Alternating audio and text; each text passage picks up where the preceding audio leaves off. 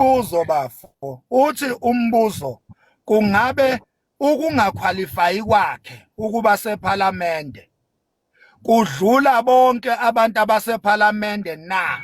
Kungabe uDuduzile uyena yedwa nje okubuke ngathi akaqualify ukuba sephala, bonke laba abanye bangaphezulu kwakhe ngayo yonke into na? Noma simjaja ngokuthi uzalo uZuma? Makhanya ngisacela ungena nje le ndoda 2 minutes asiyeke inzondo ngobaba Jacob Zuma, because le nzondo le ekhonjiswe enganeni yakhe izondo uZuma la. Asiyekeni le. This is very unfair. Yabo, this is very unfair. What you are saying ukuthi ingane kungazothiwa ayiqualify just because izalo uZuma. izalo uZuma. Iliphi icala lokuthi izalo uZuma? Ma-commanders asiyeke lento. Uyabona uDuduzile was there ngesikhathi kukuna kuformation indaba ye-MK, and we are happy thina. Most of us we are happy ukuthi uDuduzile she's there. She's going to learn. Uzofunda kanjani? Mina uyakwenza selapha kwabanye. Mina ngibuze a simple question. Ngithi mina ukuthi uDuduzile wenze one mistake futhi nayo leyo mistake epersonal yokuthi waxabana noFloyd esayidini labo bebangiyinto zabo, and then kwase kwenzeka ukuthi lento ize kuyipublic, and then kuyipublic sibazi njengabantu uDuduzile simazi njengengane kaZuma, uFloyd simazi njengo SG. Kwase kube ngathi lento iyalithinta iqembu ngenxa yethu thina esikwi ground forces, uyabona. Kodwa bona ngokwabo that thing was personal, uyabona. So angidluleke lapho ngithe mina umbuzo wami, uDuduzile asimboni yini uma ngabe iMK isebenzela umphakathi? Asimboni yini uDuduzile esacrifice ubuyena ngenxa yesociety? Asimboni yini uDuduzile njengomuntu obeyingxenye yokwakhiwa nokukhula kweqembu ngenxa yokuthi ahambe ngekhathi nje zama unrest? ODuduzile kumanje useyinkantolo uDuduzile uthethe icala lokuthi she was busy with us silwela uZuma. Kumanje uDuduzile ngekhathi zama floods she was on the ground going there and there sacrificing ubuglayima bakhe neposition yakhe, ehamba emakhaya eshona phansi evumbuluka behambisa iservice delivery yabantu. Kumele lokho konke sikushaya indiva bese somjajela ukuthi hayi ingane kababa futhi wathu kuFloyd. Is that fair, guys? Does that make sense? It makes mina sacela uPaula mfethu kuleyo kaDuduzile ngalena. Yabona mfethu ngokutshela eParliament mfethu Max ayikho into ethi udinga lokhu kuyeParliament. La ku-ANC mfethu kunemiquba lapha eParliament elokade yahlala pha iminyaka angaze ngize ngiyibone ikhuluma engicina ngiyibona makudlula ikamera. I-EFF kunemiquba lapha. iMK kunabantu-ke kwi-MK ebekade bengene nayo labo Duduzile engakaze beze bekhuluma nabo. So akekho mina umuntu engimhlukanisayo lapha. Abelungu kunemiqubelo kuyolala lapha eParliament. Abababona bonke laba bantu kubonakala uDuduzile. And uDuduzile my bro mangabe ekhuluma bomlalela kahle uDuduzile. Ispeech sakhe sisuke sibhaliwe, sihloliwe ispeech sakhe. Mekhuluma ngisho ekhuluma English ku-accent yakhe. Umuze mekhuluma umuntu eclear yomile uyabonakala lento ukuthi i-prepared ispeech sakhe meza lapha eParliament. Abantu abamuza ukuthatha inzondo abayiphushele kule yangane. They must stop that. Hawu. Siyabonga bafu, siyabonga. uDuduzile she's even clear about standing nje sakhe. uDuduzile siyamazi ukuthi umeleni mangabe ethi iANC kaRamaphosa, siyazi ukuthi uDuduzile akahambisani noRamaphosa, uyabona. Into yakhe nje iclear. Uma ngabe expose ama corruption uDuduzile yini into ozothi awumuzwa? awumuzwa yini isingisi asikhulumayo ongasi-understand noma yilento ayishoyo wena ongahambisani nayo. Awumuzwa makunjani uDuduzile eParliament ebekhuluma izinto ezingama-fact kanje. uDuduzile mawumlalela nje uyamuzwa ukuthi lo muntu umila, uyamuzwa nje uDuduzile uclear mayikhuluma, uyamuzwa nje ukuthi umila. Manje wena umuntu ozaqhamuka ukuthi uDuduzile aka-edi any value, yiphi ivelo ofuna i-ede uDuduzile, yiphi okudlula ukuthi i-standing sakhe si-clear, i-ideology kaDuduzile i-clear, ihleli ngqo kwi-ideology kababa uJacob Zuma. Ikuphi okunye enikufuna kuDuduzile na? Ngicela ukubuza something Baba Makhanya. Baba Makhanya, kunezinto ezibelonga to the public, kunezinto ezibelonga to the family. Let's assume you are the councillor or you are the mayor. You have to appoint people, those who have to lead a certain project. It is not democratic elected. You are given a mandate to elect. Makungatholakala ukuthi umntana wakho is part of that project. What will be the view of the masses on the ground? The view of the masses will be, uMakhanya ufake umntanakhe laphaya ngoba vele uyihulumende ovele unamandla kahulumende. The appointment of Duduzile to be in the parliament, it will make the party to be look like it is, yes, confirming that it is a family party. So as a man, you need to sacrifice what is worthy in order to serve the masses in a correct way without being doubted. But if Duduzile is in the parliament, not being elected by the masses, but being appointed, it questions the character, the person who is appointing. Asicorrect futhi lapho Tashmash. Asicorrect lapho before ungene Mr Mpisa, asimcorrect lapha uTashmash. Uma ngabe uthi what is the view of the masses will be, asicorrect lapho. Thana wena, what is the view of the haters will be? Because the view of the masses will depend on who do you believe into. If you believe to lo muntu organizer yonke lento, you will trust that person with whatever decision akayenza uma ngabe zikwenzela isense. But the view of the haters will always be one-sided. Ama view of the haters, ngisho usungasayifakanga ingane yakho, they will come up with some other hating things to say. You will never satisfy your haters. But abantu abakholelwa kuwe with a sober mind, wisely, they will understand ukuthi into mawuyenza. For instance, nje mawulinganisa nge-institution noma ke sithi inkampani, bese kuthi uqashe lapho kulabantu abaqashile khona nengane yakho. Into ezokwenziwa abantu aba-honest, bazobheka ukuthi ingane yakho iyaqualifya yini njengabantu bonke abaqashiwe. Abazobheka ukuthi uqashe ingane yakho, hayi this is a family business cha. Ingakho mina manikhuluma ngama-qualities kuDuduzile, ngibuze ukuthi what is the qualities ukuthi umuntu abe yi-MP, nahluleko ukungiphendula. Sengithi ke mina ke niyenzelani i-unfairness kuDuduzile, nimtreatele ukuthi uzalwa uZuma ekubeni ningenawo ama-facts ukuthi akaqualify ngalokhu nalokhu kubaseParliament. Abanye bathe aka-edi any value. Manje ngiqeda ukubuza, iyiphi value eniyilindele kuDuduzile uma ngabe ningafuni, uma ngabe nje ningamfuni? Iyiphi value edwa umuntu ongamfuni wena kuwe? Umuntu nje ongamfuni wena ueda yiphi value kuwe? Aka-edi nix eParliament uzo-edani ngoba wena umfuni? Lapho Mr Mpisi. Ngiyabonga Makhanya. Sibonga ipanel mfowethu, sibingelele kuma comment na kwipanel yonkana.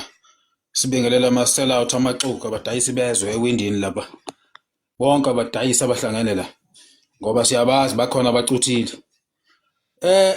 Makhanya ngizocela ngane yakwethu kule panel yakho uwenze into esimple.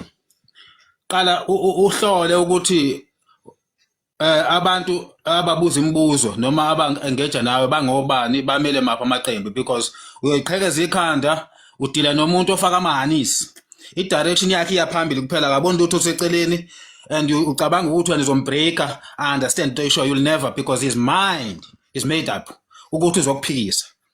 So zama nje ukuthi first understand ukuthi ubani odila naye from which party because khona abantu abazoseklisha ama-schools la abashaya sengathi bazwelana nawe or ba-understanda wena kanti abantu abekho nawe bayahleka behind the scene. So first seek for i-relevance yakhe nendlela aqhamuka ngayo ukuthi uqhamukaphi iyokusiza leyo nto leyo.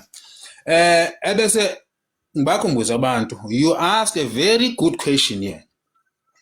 Simujaja undodakazi based on what? On hatred?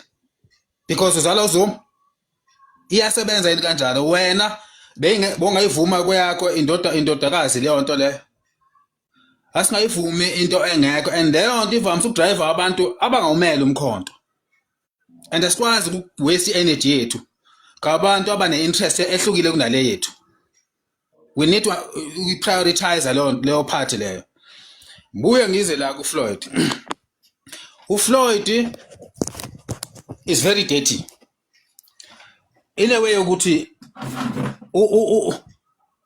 destroy iSouth Africa. Is serious case le tenzile ifuneka ngabe kahle kahle ufuna ube umuntu expelwayo straight endabeni zepolitiki yaseSouth Africa because uzodala izimpi. Umuntu njengalona funeka angayitholi support because indlela ahlakaza ngayo and unfortunately akwenza iqembini lakhe kuphela uhambe egcogcoma enza lo monakala wenzayo. Ukwenzile kwi-EFF weyihlabe yayihlikiza namhlanje kodwa ubelapha 10 years akaze ayishiye kulezi zinto ayikhuluma manje ezimba seyikhuluma nge-EFF kwafanele abuzikhulumele sangaphakathi aphuma phela sibone uqiniso baleyo nto leyo. Uhlalile 10-11 years namhlanje usekwazi ukuthi akhombe imini ukubona leyo nto yenziwa amaxoki ke leyo nto leyo ukuthi mase bambekile into lethiza afune indlela zokusabotage indlela ukuthi aphenywe. Asicorrect lapho we Mr Mpisi. Ngoba nje zonke izinto sizibhekile sithole siyazibuka ukwenzeka kwazo. Akulona iqiniso ukuthi uFloyd ukhulume kabi nge-EFF eseyishile ulixoki. Lonto leso statement lesasilona iqiniso futhi asikho fair. Into yokuqala nje uFloyd uthe mayijoin umkhonto wesizwe akaza khulume lutho nge-EFF for the longest time. EFF imgxiba imthuka imbiza ngamagama ko all live after all live against uFloyd.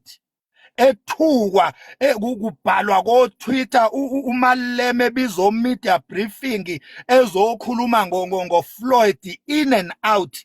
Awukazi umbone uFloyd ethi nge-EFF for the longest time silindile ukuthi uFloyd uzoziphendulela thini. uFloyd kumele abuyisele induku. uFloyd avela ayibukele nje wathi jika uFloyd waqhamuka nestatement sokuthi yena angeke ahambe entertainer yonke into wonke ama criticism. Uyabona simlinde for the longest time thina uFloyd ukuthi agxibe iEFF seyiqedile ngaye. Wasizwa ukuthi njengamanje ukuyi-strong party ukuyi-MK bahluleka ukuqeda ngaye. Angeke sivumele istatement ezingelona iqiniso ukuthi uFloyd uplana ukuyovula enye iparty. Akusenzi thina bese sikhohlwa phela manje indaba ezamaqiniso bese kube ukuthi ngoba nake ngeseyona iMK sekumele manje sihlale phezulu kweqiniso ke ngoba siphusha iagenda yokumgxiba sibe again. lento eyenziwa yi-EFF. Cha, amanga lawo. uFloyd wathula for the longest time.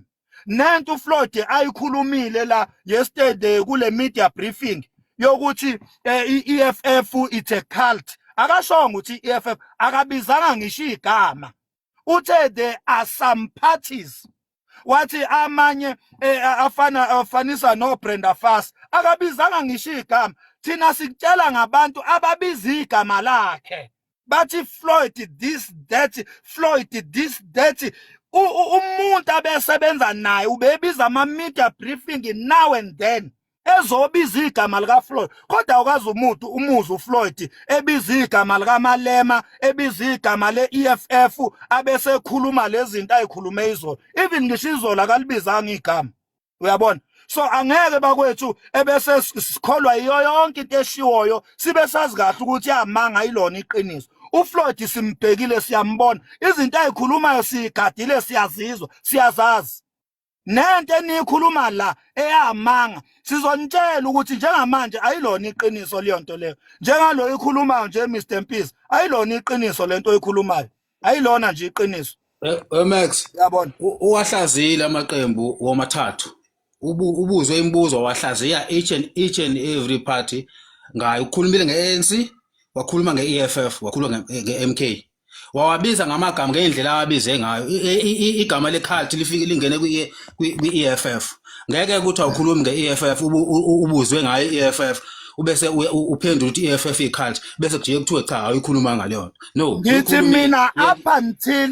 mina up until yesterday uFloyd have never done what EFF have done to him. Up until yesterday. Ngisho njalo mina. Ngithe up until yesterday uFloyd akazange behave ngendlela uMalema abe behave ngayo against yena. uMalema mangakanani ama media briefing ewabiza uMalema ezogxipha uFloyd. Bangakanani o live bama EFF members bezogxipha uFloyd. Awungicountela okuka Floyd ekwenza okufana nokwenziwe i-EFF kuye. Akukho. Up until yesterday nawe mawuthi up to yesterday because ngicabanga ukuthi lenkulumo ayikandi ukusimislead. Ibhekene nenkulumo ayikhulume izolo. So yonke lento esikhulumayo asibheke emuva sibheke into ayikhulumile. Therefore izolo uhlukanisile and wonke umuntu umbize ngendlela ambize ngayo. Ngokwamapha. Vela kwenze lokho. It was long overdue. Njoba ngisho nje ukuthi it was long overdue bese kufanele. Bekwelokugcina vele ilanga la izolo alikho elinyabe nalo lokuthi akhulume lento ayikhulumile. By the way ube professional ngoba akakhulumanga ngendlela yena ebekukhulunywa ngayo kuye. Kungcono kabi kuncane kabi lokushiwo uFloyd. Awuhambi uyobuka ama video kaMalema ekhuluma ngoFloyd. Hambe uyobuka ama videos kaMalema ekhuluma ngoFloyd bese ucomparisa lezo zinto. Bese ungitshela ukuthi uthi uFloyd utheni? uFloyd utheni? Ningazomislead thina. Max, mina iqiniso phela ngeke silicashise thina. Iqiniso liphambi kwethu siyalibona now and then yonke into siyayilandela. Angeke thina silalela ama propaganda. Max, mina bengicabanga ukuthi uFloyd akenziwe njoba inokunjana i-leadership ye-MK yenzile. uFloyd akafaniswe njengenyoka kukhishwe zonke izinto endlini aluswe la agadwe la uthi angaphakamisa ikhanda angabi nabungozi kuphela agadwe lokho kodwa ukuthi kukhulunywe kabi ngaye cha until yena azaveza ukuthi yini le ayenzayo ngoba uma uthi uyabheka i-leadership ye-MK ayizange iziveze lutho kodwa uyabona ukuthi ngeke bemdonsele phansi ingekho into akangayenzanga. Uyabona webafo, uyabona abantu abazama ukudestroy uFloyd njengamanje. Nikuqaphele kubo bonke olive enibahambayo, nikuqaphele lo, nikunothise ngesilungu. I-EFF. Umuzwe nje umuntu we-EFF uzomuzwe, ngeke umuzwe umuntu we-MK ekhuluma njengo Mr Mpisi ngoFloyd. Abantu be-EFF uzobezwa fuck off uFloyd. uFloyd abahambe bakhulume ngathi abe MK kanti cha, abayona iMK uzobezwa limini. uFloyd fuck off uFloyd. Akahambe uFloyd this uFloyd akayovula iStokvel. Uyakhumbula uZuma evula iMK yayibizwa obani iMK ngeStokvel ayibizwanga ama EFF nama bethi Stokfela this and that. Omyeza abantu be EFF babela bebiza iMK ngeStokfela. Namhlanje ningakhohlwa ilanguage bakwethu, ningakhohlwa ilanguage. Le language yeStokfela ilanguage yabantu be EFF leyo. Uma kuthiwa uFloyd uyoqala iStokfela nize ningalibali kuyobe kuumuntu weEFF lo okhuluma leyo language ngoba ilanguage yama EFF leyo. Asho ngalesikhathi. Max. Yakhala la. Ikhona indoda ebifuna ukukhuluma ngifuna ukuthinta le ndoda le kuthiwa uTashmesh. Sengiqala lo mfolo ukumngabazi ukuthi uyiMK. Indlela akhuluma ngayo ingenza ngisole ukuthi mina ke mina angeke uzungithinte mina. When it comes to MK sibe MK after mhla 16 after mhla 16 December 2023 uJacob Zuma ememezela iqembu. As business people we've been investing a lot of money kulento yeMK. Ngeke uzusitshele ngeMK without anything in return. Asizile thina ngokuzofuna ikhundla la. Mina I for alone. Ziningabi izinto esengizenzile for ama programs eqembu ngizama ukuphusha ngiliberate abantu abamnyama. I'm not interested kakhulu kulento ethinta uDuduzile leyadi khulunywa. And indlela ulimi lalo muntu lo uTashmesh ingenza ngicabange kabili ngaye. Mina we Mr Mpisi kunento eyikhulumile ngibonile ukuthi ugudla igqumu ugudla ngakuye kodwa mina ngifuna ukusho because thina sablutho la we are here to defend this organization from abantu abafana neEFF, from abantu abafana neANC, from abantu abafana neIFP. We are here to defend this organization and we want inaki EMK because it's your K20.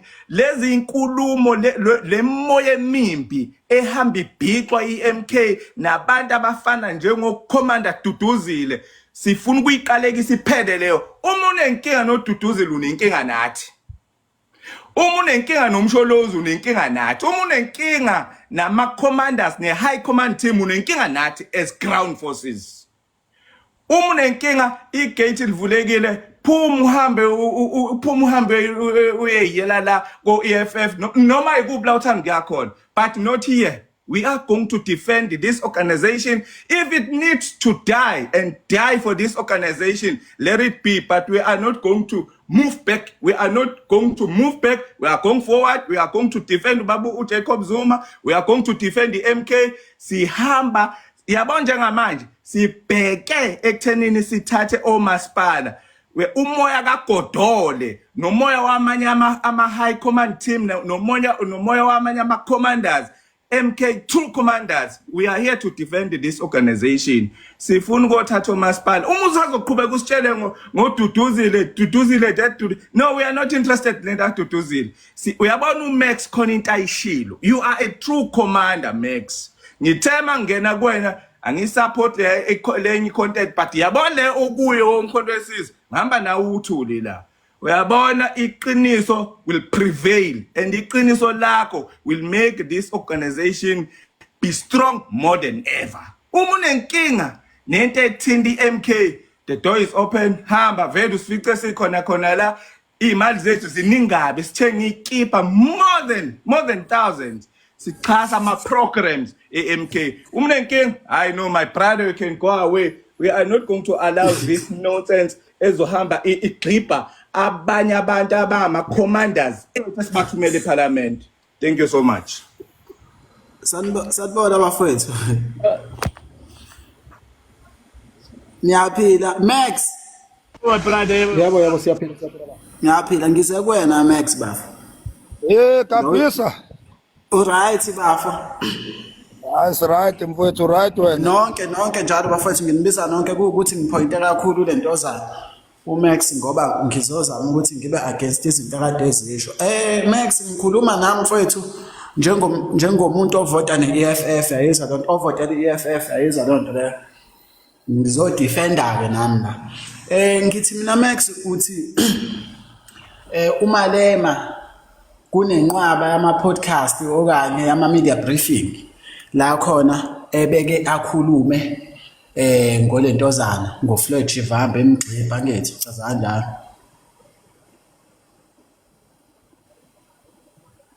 Okay, since usathulile nje mfethu ngizocela mfethu mhlawumbe ukungitshela ukuthi mhlawumbe ikephi nje ulentozana uMalema la khona angabiza i-media briefing eyayi about nje ulentozana uFloyd Shivambu la afike kuyona waxipha uFloyd Shivambu. Sanibonani. Angazi ke noma ubingelela ngoba mhlawumbe mfethu kwenzekalani because ngisabuzile phela ngidinga ukuphendula wena uzobingelela manje. Ngiyenzela ukukuphendula mfowethu angazi mhlawumbe ngiyaxolisa kandakanda benginganakile. Mhlawumbe imedia bafo angazi noma uyibuka ngeside elilodwa. Ungangichazeli ngokwemedia wena shono la khona because everything engicabanga ukuthi sikwazi ukuthi sibone kuyona ukuthi kwenzekalani la singekho khona. Ngicabanga ukuthi konke lokho sisuke singakubiza ngemedia understand lokho kusiqoqela information kuyilethe eduze kwethu yabo. Okay ngisho nje ukuthi kwakuyikephi yabo. Kunama press briefing eFF mangikhumbula kahle enye yayizoba eduze kweconference yeah la uMalema ayikhuluma khona ngoFloyd. Yeah. La okwaze kwavela khona nokuthi usoze wamblocker ngisho ukumblocker uFloyd. Yeah. Ngoba bengasadonselani. Yeah bafa ngicela ugxile la ekumgxibheni since udefender uMax ngicabanga ukuthi uzasho uthwani bawathi cha akudefend Max. Lalela akufuni awuthi mana Max ngoba uqale wangena bafu khuleka asale seqeda mfethu yezwa Max asale seqeda asho lokho befuna ukusho nje ubafu bese ke usoyaqhubeka Max.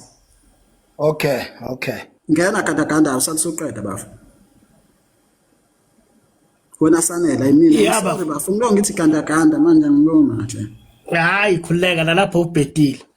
No noma mhlambe ngingeke ngiyikhothe ezinye izinto eziningi azisho but ngoba ngisho ukuthi kwi-conference kuzoba ne-conference kune briefing ayikhipha wayikhuluma khona ngaye uFloyd esanda khamba uFloyd I think waba nama briefing awu3 awenza nje uMalema ekhuluma ngayo uFloyd ezeshuthi abathembakele kangakanani. Yabo. Alright sana la uma sisinike yena uMax awusho Max ke ngizwe bafu. Alright sana ngiyabonga bafu. Ngicela ukubongezelela kunangi lo mfowethu lento kule uyani la lento ayikhuluma abo uMalema mfethu wathi uma ngabe kushiwa la abantu ekuthiwa bahlakaniphile bahambile kwi-FF ba kwi-MK yini pho bengafike behlakaniphe la abakhona waphinde wathi abanye babo bebaphusha ngebhara la kwi-FF ngoba bengenamsebenzi walutho. So wena bafa uyazi yonke leyo nto leyo uqala ukizwa la awazi uyizwe kwi-media thina sizwaphi lento lena njoba sikutshela wena manje. Awusho Max la khona ulentozana uMalema egxibha khona uFloyd. Ngicela ungaphenduli mina nkabe yami ngoba ngisuka kude nawe sengikwazi kahle ngizokuphendula ngokukwazi mina nengicabanga ukuthi ingako ukuthi kuqale kungena abafowethu bakuphendule. Uyabona nje mfowethu uma sikhuluma ngendaba kaMalema noFloyd hamba nje wena uye lapha ku YouTube ufike ukuthi Malema towards Floyd's departure. Uyabona mawufike nje watype kanjalo ku YouTube uzowathola wonke ama clip einkulumo zika Malema egxibha uFloyd eze angagcini ngokugxibha uFloyd aphinda agxibhe ngisho iMK. So ukugxibha kwakhe uFloyd akamgxibhi kwamanye amavidiyo akamgxibhi yedwa umgxibhi emhlanganisa ne-MK emhlanganisa noZuma so angeke mina ngilo ngikubalela as if manje ngihlezi ngicabangana noMalema la ekhanda lami mina ngizokuthumela nje ukuthi hambe ku YouTube if utype nje lapho uthi Malema towards Floyd's departure uzokuthola nje konke mfowethu kukulindile. Alright. Yeah, no, we Max. Yazi into edala ukuthi ngingene, yabo.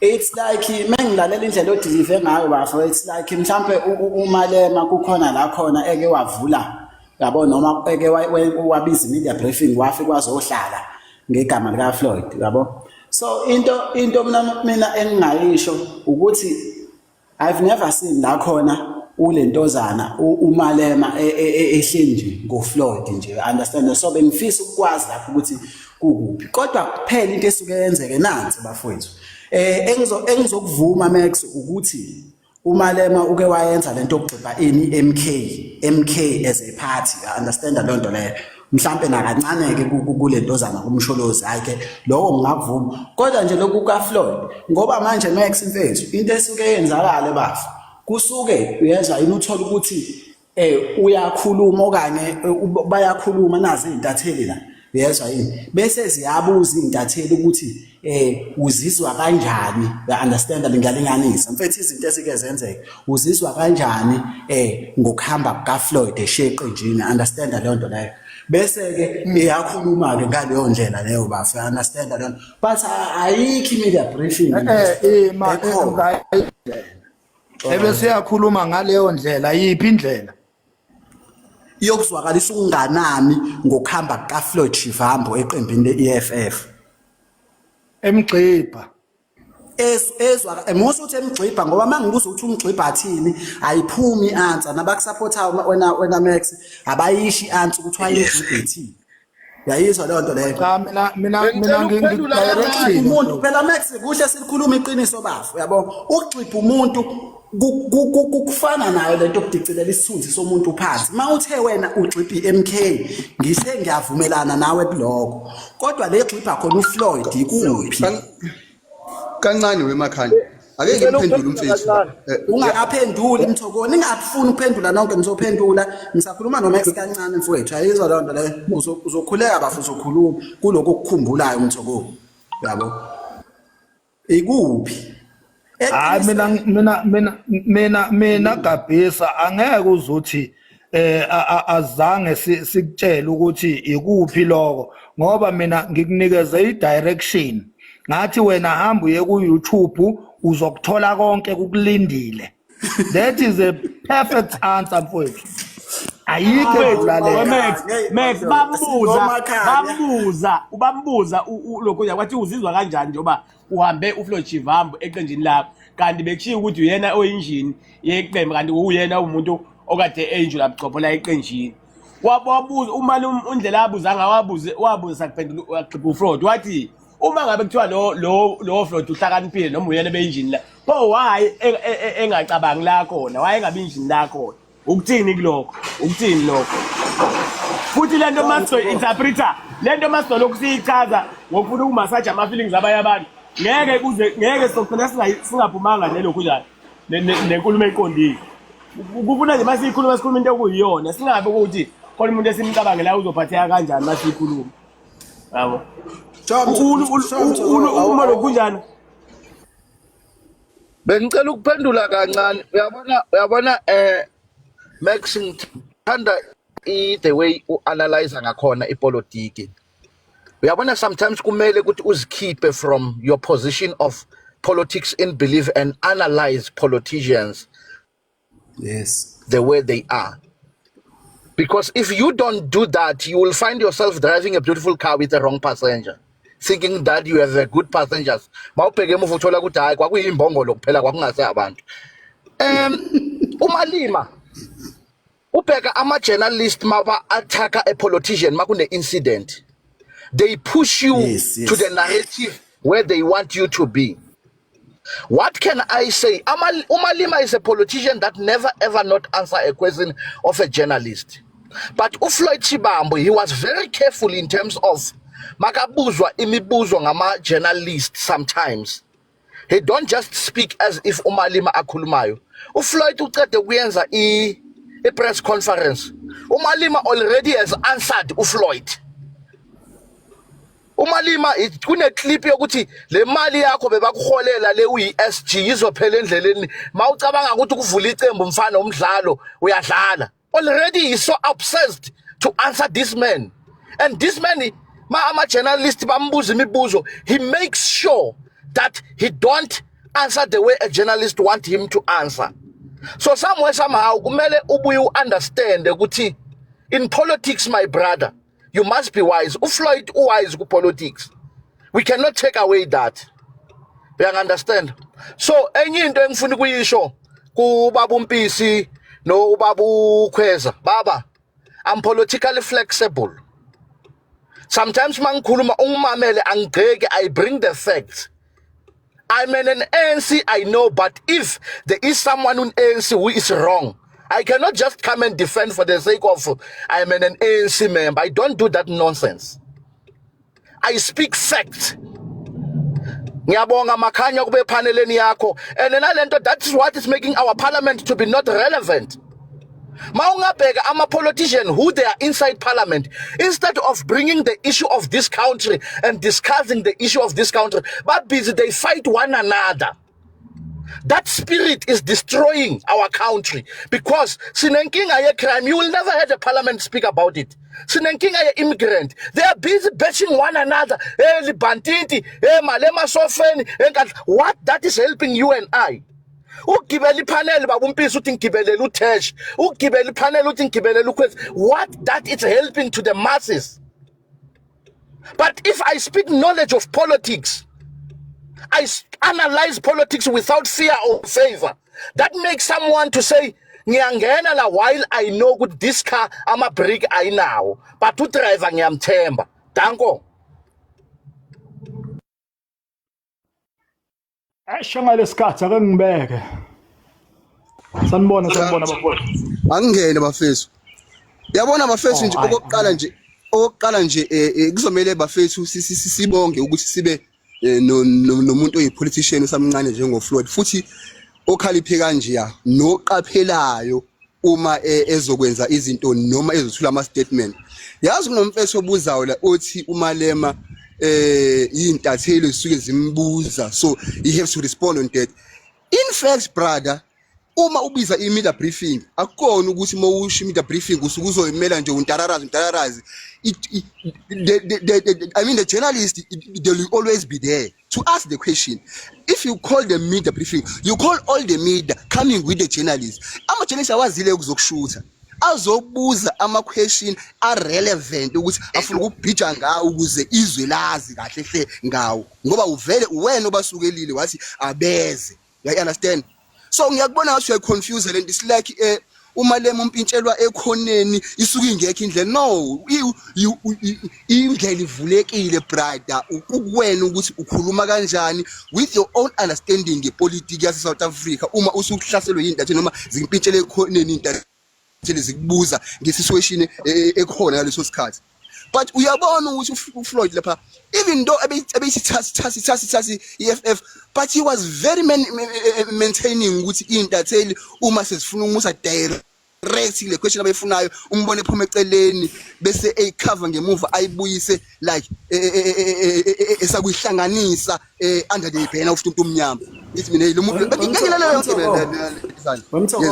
So ekwenzeni konke lokho imali mfethu, imali bethu sesizakubuza ungancane bethu imali ungakaqhubeki. Yes, ungakaqhubeki mfethu, naso inkinga abadlali EFF.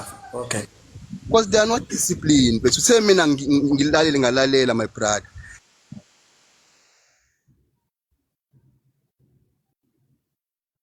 Hayi webafo ngiyaxolisa sengivalile since ukhombisa ungabikho interested ekumeni kancane ngivalile i-mic iqhubeka bo salisuqedela repapa mfethu.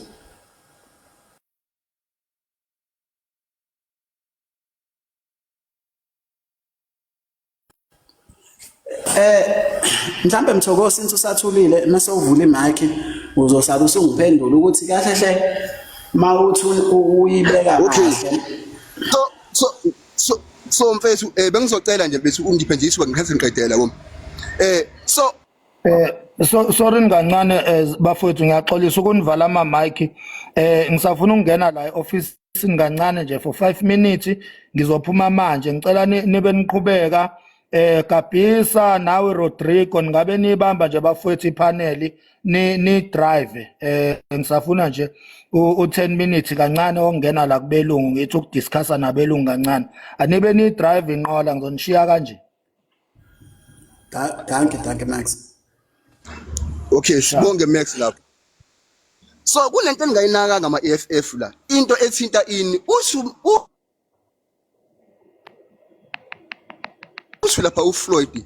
Kunabantu abacabanga ukuthi if they call social media or any social who are active in social media by the way, and those people they think they will win the election by doing that.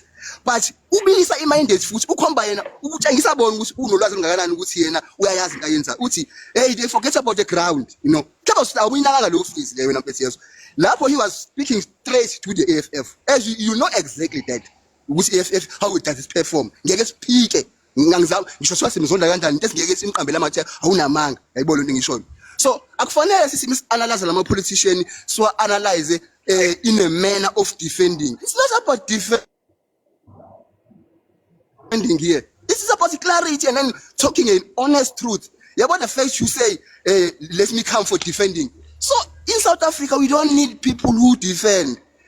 We need people who will speak an honest truth for the sake of all black oppressed. No, not defending anyone. You know, that's the problem, my brother.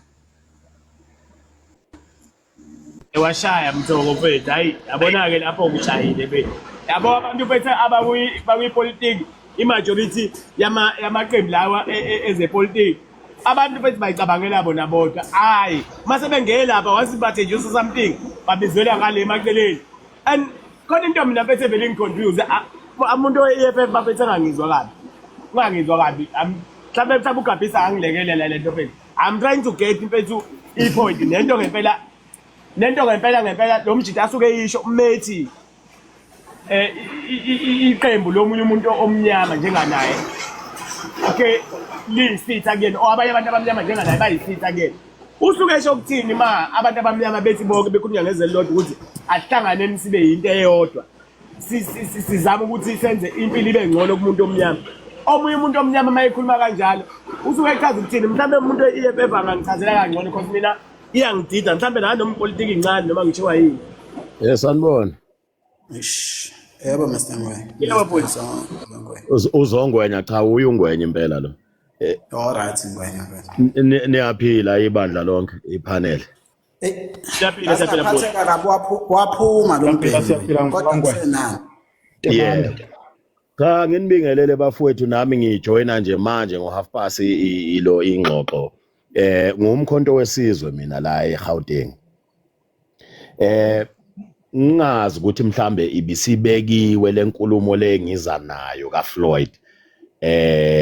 Nginge bathini konje faction kaFloyd mhlambe bengihamba naye njengoba ehambile izolo cha inkulumo ayikhulumile izolo ukhombisile ukuthi uyahamba impela emkhontweni wesizwe. Kodwa mina bengicela ukunibuyisela la sizwe simnyama uFloyd Shivambu before azo joina MK before ama election uFloyd Shivambu uke wahlangana no ATM wahlangana no wonke nje wabiza ngama progressive parties wathi we've got a common goal before kungakhiwa iGNU nathi kufuneke sakhe okokwethu kwabantu abamnyama noma ungeke uphume ku-ATM or ku-BLF njengoba seyilayo emkhontweni BLF noma ungeke uphume engakabi umkhonto wesizwe noma ungeke uphume kumkhonto wesizwe kodwa thina we've got a common goal ukuthi saphuca umhlaba wethu okwamanje njengamanje asikazuzi lutho kwi-economy yala eSouth Africa siyindle emnyama wayibeka yacaca uFloyd Shivambu ngicabanga ukuthi ngaba wrong ngangilungisa yila khona uMalema wambona lo muntu ukuthi no lo muntu lo ngathi uza nobuhlakani obungenhla kokwami ngoba manje ukhuluma ngecommon goal yokuthi noma ngabe uyi PAC EFF ATM inkatha noma inkatha ke seyifola ngapha kwa ANC nayo vele sesizwile ukuthi yathola imali leko Oppenheimer ozani sibe yizwi elilodwa eli opposition ingakabi official opposition MK yathi ozani sibe ngapha sibe yi-official opposition against i-GNU leyakhwayo njengamanje ingakakhiwe i-GNU. Ngicabanga ukuthi uMalema kusuka lapho azange saba mnandi noFloyd. Nawe noma ngabe mhlawumbe ubune-position kuthiwa u-deputy mase kufika isigaba noma ibanga lokuthi umuntu ongaphezulu kwakho oyi-deputy yakhe akasakuzwisisi ngesimanga sokuthi mhlambe usuhambe phambili ngokombono noma ngokucabanga waphumela esidlangalaleni waphumela kwi-nation bonke abantu babona ukuthi ucabangani ngibona ukuthi yilapho nje ubudlelano babo bathunazeka khona abuzange buphinde bulunge noma singazi ukuthi bahamba phi benzani bonke kodwa ngibona ukuthi ubudlelano babo bathunazeka lapho wasebona kuFloyd ukuthi angeke ngisakwazi ukuhlala la ngoba naku umuntu ongiphethe usecabanga kanje ngami wazama ukuthola the nearest left wing party which is i-MK. I-MK is left wing i-anti USA, i-anti Donald Trump, i-anti everything western.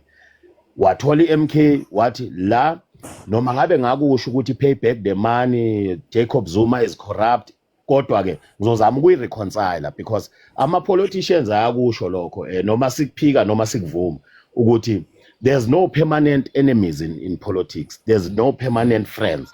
So wathi hayi ngizozama ukuyireconcile le nkulumo le ngayisho kodwa ngoba ubaba ama ideologies from kwi-exile azabekwe abe intelligence azabuye abe yi-president engafunwa wagcine ehleze eyi-president wagcine enze ama-policies ekuwukuthi avuna umuntu omnyama noma not 100% kodwa ke kwabenefit abantu abamnyama nge-era le kuthiwa yiwe i-9 wasted years mina ngibona abantu abamnyama bebenefita la eSouth Africa angazi ke lana ikhona nina panel kodwa mina la ngikhona ngibona abantu abamnyama abaningi bebenefita ngale 9 wasted years baze bamtoyitoyela ngayo ukuthi Zuma must fall. Wabona Floyd ukuthi lo muntu lo uphethe noma ngabe kuthiwa kusama policies kodwa uphethe le ideology i-common ideology yokuthi njengabantu abamnyama yes silitholile ivote ngo-1994 kodwa economically and otherwise asikakawini never mind kwalaba khona ithuba lokuthi mhlambe kube nabantu abathumela lapha emamayini kwathiwa ukuthi sekunezinkulumo zokuthi ngixolise nje ukubiza amagama abantu sekunokhulubuse baba yibo manje babhizi nabafana nabashana babo Mandela kodwa ke bottom line walivula igate ukuthi bantu abamnyama nayo indlela nayo into esiyifunayo umhlaba ubuye ngakithi ngibona ukuthi uFloyd wabona leyo nto leyo ukuthi mangangena la emkhontweni singakwazi ukuthola i-common goal nalabo abanye abancane njengo ATM ngiyaxolisa nje ukulongenza i-example nge-ATM ngoba iyona encane kakhulu ababuye beze ngapha sibe ne-common goal sinaloko siba divided kaningi ngoba we've got a common goal which is the liberation of the black person ngayo yonke indlela economically and otherwise not ukuthi kuvulwa amabhoda. So umongameli wangale kwezeyibovu ubekhuluma nje indaba yokuthi ufuna ukulwa indaba yokuthi Africa kufuneka ingabi namabhoda. I'd rather fight whatever, I'd rather go home than fight another black person. But you cannot ukuthi ungavulela abantu ifridge yakho nama-bedroom wakho kuwukuthi wena la ekhaya awukabe right.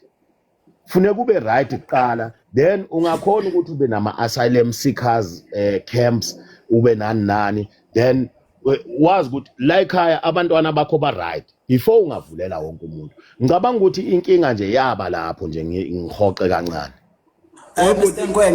Mr. Ngwenya kancane Rodrigo. Mr. Ngwenya. Yebo mama. Mhlawumbe ngizophika nje la ngasekugcineni kulesi. Alungiphendule phela Gabhisi ukuthi uya ku Mr. Ngwenya wangibuza. Awuqala ubonge lapha Gabhisi angimandisa. Ngiyabonga Mandisa. Siyabonga Mandisa kakhulu. I-problem ngawe siyabonga. I-problem ngawe we-Rodrigo angikuzwanga kwasekuqaleni khona angazi ukuthi yini eyenza ukuthi ngingabusafocus kakhulu kuwena kodwa mhlambe ku-statement sakho sokuqala ungixolele bafa ngazi ukuthi yini edale ngingafocus kodwa ngisazovulandelela umbuzo wakho bese ngiyakuphendula bafa ungadeli.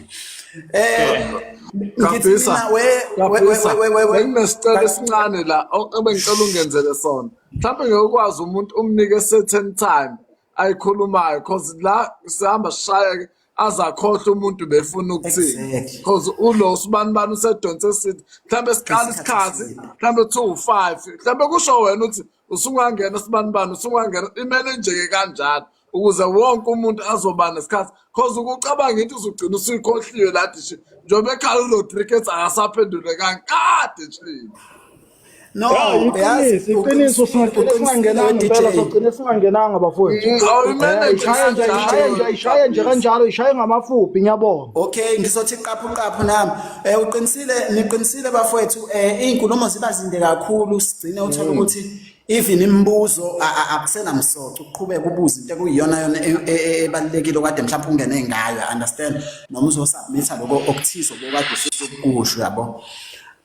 Mhlambe wena Mr. Ngwenya ngizophika mfethu before mhlambe uRodrigo ezophinda akhulume ngiphendule lento ade ibuza ngizophika lento leyo ukuthi uthi bane common goal lama parties lawa ane common goal understand lento leyo so if bene common goal yabo if bene common goal why kunabantu for ababhizi abavula yezwa yini inhloso yalama parties angaka enzi division yayizwa leyo nto leyo amanga abantu abamnyama yini inhloso yabo mawuthi and other thing Mr. Ngwenya understand ngishilo ke njalo ukunderline lokho ukuthi number 2 lo yena and other thing ama terminology epolitiki angwazi kakhulu angwazi ake ngibeke kanjalo mina ngokubuka kwami lento leyo yokuthi kufanele sabantu abamnyama this and that sihlangane because kune common goal ngiyibona mina equivalent to ukuthi remove ama borders as lentozana as black Africans sibe unite then si share same currency you understand don't leyo si share lentozana i-currency efanayo kube i-judiciary yabo si7 ngaphansi kwe-constitution efanayo ya understand leyo nto leyo mangabe ngikeZimbabwe ya understand leyo nto ngiyalinganisa Gabhisi number 2 loyo before ngingena number 2 loyo uzoqala uRodrigo aphinde lo mbuzo wakhe aphenduleke bese number 2 lo mbuzayo ungaqhubeka mhlamba ngazi noma unayo number 3 la yeah since wena we understand yabo leyo nto we understand lento ya Floyd Chivambu ukuthi why singahlangani because we have a common goal mina ngithi equivalent nalento oyigxeka manje uyayibona ukuthi kuvulwa ama borders sibe into eyodwa we understand a lot as black Africans we understand a lot or as ama African we understand a lot so yini econfuse abantu mayiqala we understand a lot le iqala political party evele ikhona la elentozweni eSouth Africa so if njengamanje sekuzoba nenkulumo ethi vele sishare same goal avulelwe iningi nawo amanye ama parties ngiyabonga okay angena Rodrigo okay one ngifuna nje ukuloko ungaze ngikhohle ngifuna ukubuza nje ngifuna uba specific wena oGabhisa mfethu ngizoza nakwengwe ngifuna ukubuza la Gabhisa ukuthi angithi sikhuluma la ukuthi indle emnyama ayihlangana and then ukuze sizokwazi ukuguqula imithetho yalelizwe because imithetho yalelizwe uyayibona ukuthi ayisivuni thina kunalokho ibulala ifuture ye youth yabantu abamnyama yabo ihlomisa kakhulu abamhlophe abebala yabo angisho njalo ibona abane advantage whereas bebancane bona but bahlukanisa ukuthi behlakaze sesithi akuhlangane nabantu abamnyama bese kuthathwa lezo nqobo why kube more especially nje umphathi weqembu leni upresident weqembu leni abeze yena ezobona isitha sakhe ku omunye umuntu omnyama futhi othi akuhlanganwe nabo ukuze kwenziwe into eyodwa uyazi ukuthi iEFF ukube ingahlangana neMK I'm telling you surgically bebezo remove ANC emandleni Rodrigo ungaqhubeka kakhulu bafu ungaqhubeki kakhulu isizathu sokuthi kuvulwe amaqembu ahlukahlukene kanti sinenhloso efanayo ake ngiyibeke kanjalo lento bafu yini isizathu because manje njengamanje mfethu Rodrigo wena uthi in supportive of izicagogwana zamaqembu ngoba naku livule umuntu omnyama then loyo muntu must be glorified because lo muntu wenza njani uvule iqembu yini sihlukane yini lo muntu engezi kuyona le part eveli si exista understand le nto le yini le mhlambe lento enogazi kangaka echarismatic ekuthaneni umuntu avule enye inhlangano ekubeni ikhona naye azohambisana nami noma ngithi azohambisana nama-cardinal pillars ayo understand okanye ama-principles ayo angazi bafowethu nina ukuchazela ukuthi yini lenza njalo uchazela ukuthi yini lenza lokho chaza Rodrigo into eyenza lokho abelungu ba strategize eqala ngaleyo ndlela leyo ukuthi uvula amaqembu mawukuthi yabuka khona oRise Mzansi ukhona oBosasa bafande belungu bebesiconzulo besenza amacozi ukuze bekwazi ukwahlanganisa lamaqembu avote ndawonye eParliament ukuze bezokwazi uqhobe besemandleni bekwazi ukwalawula amaqembu avote naleli qembu abalifuna iDA ukuze bezokwazi ukuqhubeka belokhu bevote neANC ngabase-ANC ukuze beqhube befezekise izifuno zabo so nalabo babona ukuthi eyona ndlela ukuthi sikwazi ukuthi ena sibhithele abantu ngoba sebenzisa le strategy nabo bavula amanye amaqembu bavula amanye amaqembu ngoba ukuthi uyabuka nje iMK hayi ukuthi ifuna ukuhlangana neEFF yodwa nelokhu njani khona ini ATM namanye amaqembu sekuthiwa ninake esenwavula amanye amaqembu noma bavulayo awahlangane manje wonke ahlangana vote ndawonye ukuzenzele because babonile ukuthi uma singathi sizoza sithi siya kwi-EFF still nakhona ngeke kuze kulunge uma sizothi siya kwi-MK akulungi sekuthiwa akuhlangane ndawonye uma ngabe sekuvotiwe kuhlangana under which umbrella budi under which umbrella Bengicela ukungena Gabhisa bafowethu ngiyaxolisa mhlambe engibaphazamisayo basazimisela ukungena ungwenya futhi bafowethu we cannot beat around the bush asikwazi kunesithupha amaqembu avulwa ukuthi umuntu onesibindi or courageous enough or one access to people who've got the resources uzolivula iqembu nawe noma unganikwa loyo 100 million uzolivula iqembu ngoba nawe ubheka umnotho wesiso sakho wedwa nomndeni wakho cha akumelanga lento siyishuka code abaningi ama leaders angisho ukuthi wonke so into esibulalayo la njengabo oBosasa nalaba babalayo Rodrigo sengithi oBosasa mani yini konje le lamaqembu lawa avuliwe nje before ama elections wa last year ngoMay avulwe ngenxa yokuthi anikwe imali le mali le ibuyapi ibuye eStellenbosch iStellenbosch kade sayidla imali la eSouth Africa siphethe wonke amakhampani la eSouth Africa uyavuka ekseni usuteksiwe awukaphuma endlini usuteksiwe vele imali yakho ni eStellenbosch lezo imali lezo mazifika bazama ukuthi kungabi ne-common fight against angithi uyabona nje ake ngenza umzekelo eAmerica khona ama-Republican khona ama-Democrats there's two different kusho ukuthi kunabantu abama-left wing kunabantu abama-right wing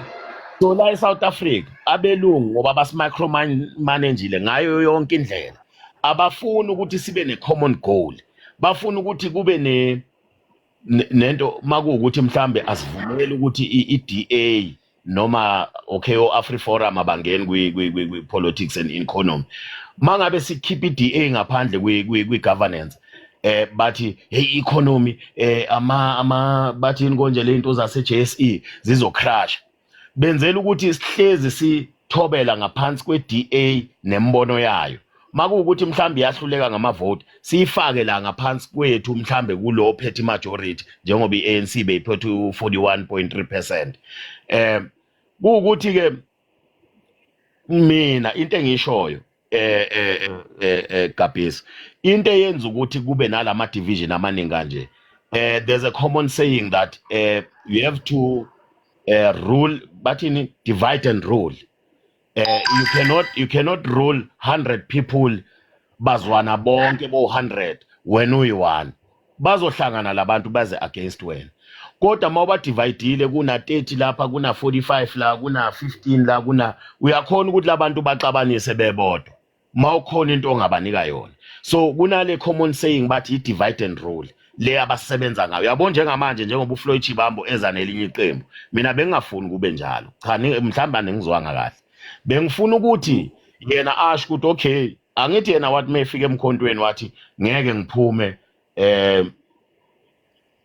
ngizoba umkhonto noma ngaba ngina position bengifuna asho ukuthi ufaka amabhodi uzofaka amabhodi yebo bengifuna asho ukuthi volunteer ngizogibela iveni ngemuva kodwa i-common idea kube yiye siyiphushayo ukuthi into la eSouth Africa ayidingeki ukuthi izichazwe umzukulu wami njengoba ngina 40 years umzukulu wami uzofika la mhlambe after 15 to 20 years kodwa mkhulu nina nani ngabona ukuthi labantu abayidlanzana baphethe imali engaka baphethe umhlaba labantu abayina abangaka abanalutho nisebenza bona nani ngaboni after centuries and centuries ye-colonialism after icishe ya ku-century manje apartheid ngoba ya 1943 nani ngaboni yini so kufuneke i-common goal enjalo bekufuneke nje i-EFF no Floyd bahambe bahlangane noZuma bahlangane nabo ATM bahlangane no PAC but asakheni iqembu elisha elizoba nabantu abazovotelwa kungathiwa wena usuka nesitulo endaweni yokuthi uyendaweni yokuthi because sigijimise ukuthi kufuneke silingane nabelungu lento lapha eAmerica it was an initiative yokuthi asisancengi angithi sinayi BRICS mangabe nayi Iran yadutshula manje nayi Israel kuyabhomwana bakufuneka sibhonyo sife mangabe kufune sife lo sihleli sincetheza yabona lento ngoba lento mfethu ukuthi kuthiwa ayihlangane iAfrica kuhlangana umuntu omnyama yes abahlangana abantu abamnyama but hayi ukuthi yena iAfrica akuthiwa ayihlangane kodwa izohlangana la eSouth Africa whereas abantu la eSouth Africa ungeke ubafice koZimbabwe ungeke ubafice ukuphi abantu abamnyama bahlangane kodwa bazohlangana la eSouth Africa hayi amabhoda mina ngingavumelani nayo mina into engishoyo ukuthi uyabona you can just make a primary example ukuthi ngeke bengengezelela lapho Ngwenya bakho Max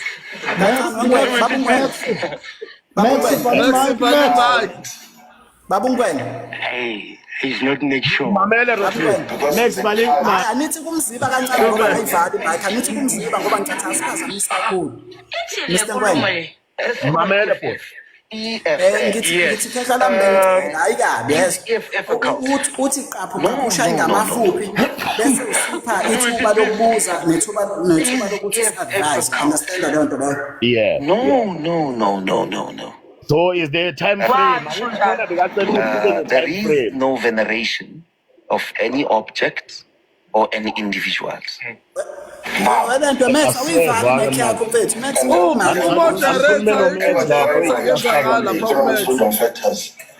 because it's a cult. bathi akekho namandla hayi simzibeni manje Baleki mic ka host guys. Angeke ivale. Noma ungayi-moderator akwazi ukuvala i-mic ka-host. Okay, maka bayivaleki imike cha bekumele ukuthi kube ne-time frame kube ne-time frame ukuthi nami ngisitela isikhathi la ukuthi u-3 minutes Ayikho into esoyenza ngaleto kaMax. Bayamjabulela ngiyabona bayamjabulela. Asizibeni, asiqhubekeni. Manje Ekho Rodrigo,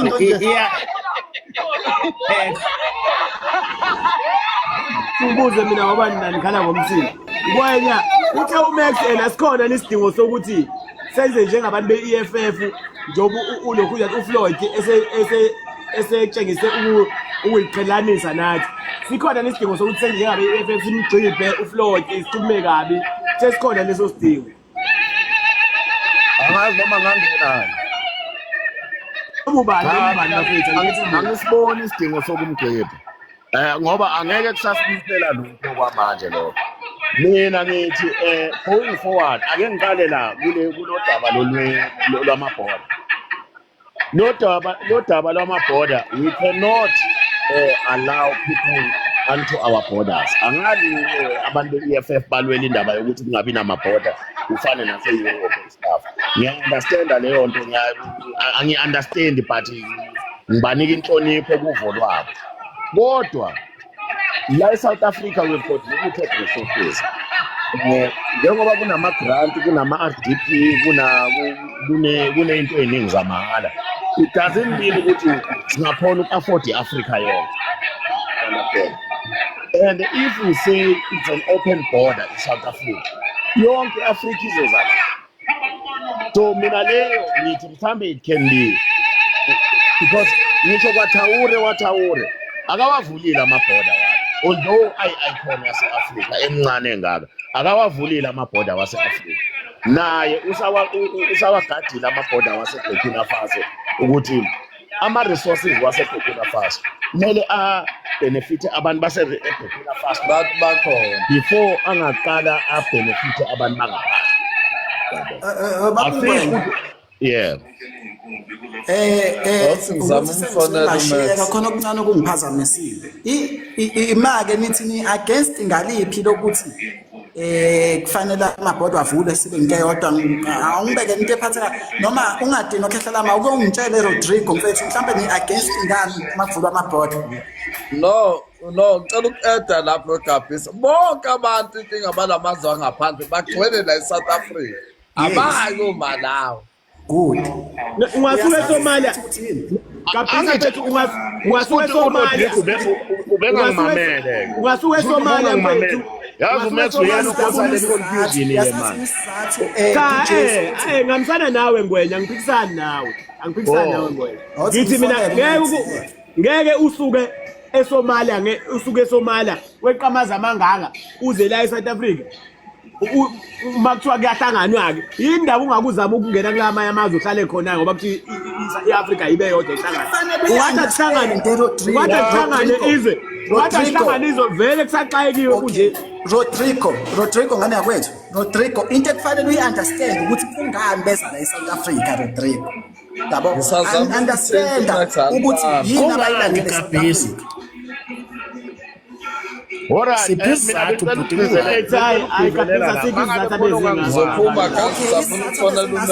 ngiyasisho ngoba nisazi ngiyazwakala ukuthi anisazi mkhulu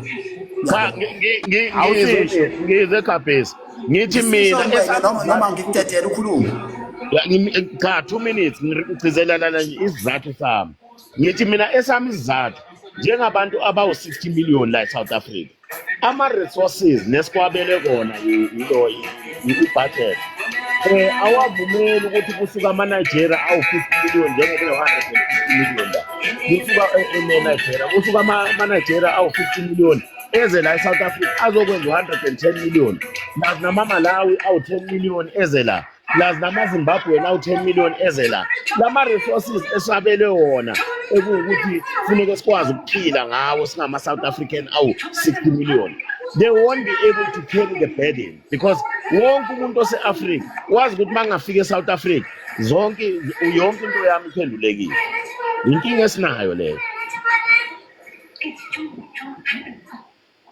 Sawusho isizathu wena mfethu ubugabhise bethi uzale isizathu ukuthi why beze la. Hello. Wemax awuvalile intozana ulenti imic bafu please. Oh, okay, sure. All right bafowethu. I'm sorry khona okuncane bengisakulungisa. Isizathu Rodrigo ukuthi lento kufanele bafethu si-understandeni. Isizathu Rodrigo esenza ukuthi le gang yale yase-Afrika ize la. Ayizile ngoba ithanda nina or ngoba khona into esispecial ngayo thina la eSouth Africa kangako kunabo yabo. Into abayizele la currency ngoba la eSouth Africa kune currency engcono compared to amazwe abo.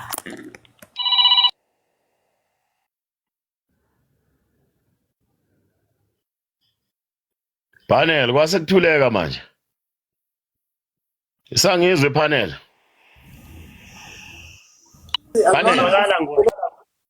Ya kezwakala siyakuzwa phela. Yeah, hayi besamamela ugabhisa kodwa yeah. Nina bafowethu sengikunina kanjani? Ngathi ubekuyicall Oh, okay. Ake siqhubeke mase ku-call. La kuzizathu zokuthi abantu beAfrika beze la. Nginenye ipoint, it can be proven wrong. Ekuphumeni kwaMandela ejele. uMandela kunemali anikwa zona iAfrican Union ukuthi abe nama asylum seeker camps la eSouth Africa. Ukuthi kunengxabano njengoba thina sa accommodatewa ko Mozambique, go kuphi ko Botswana naye a return ifavor kuma African countries akhona ukwa accommodator kunemali anikwa zona uMandela ukuthi akhe ama asylum camps.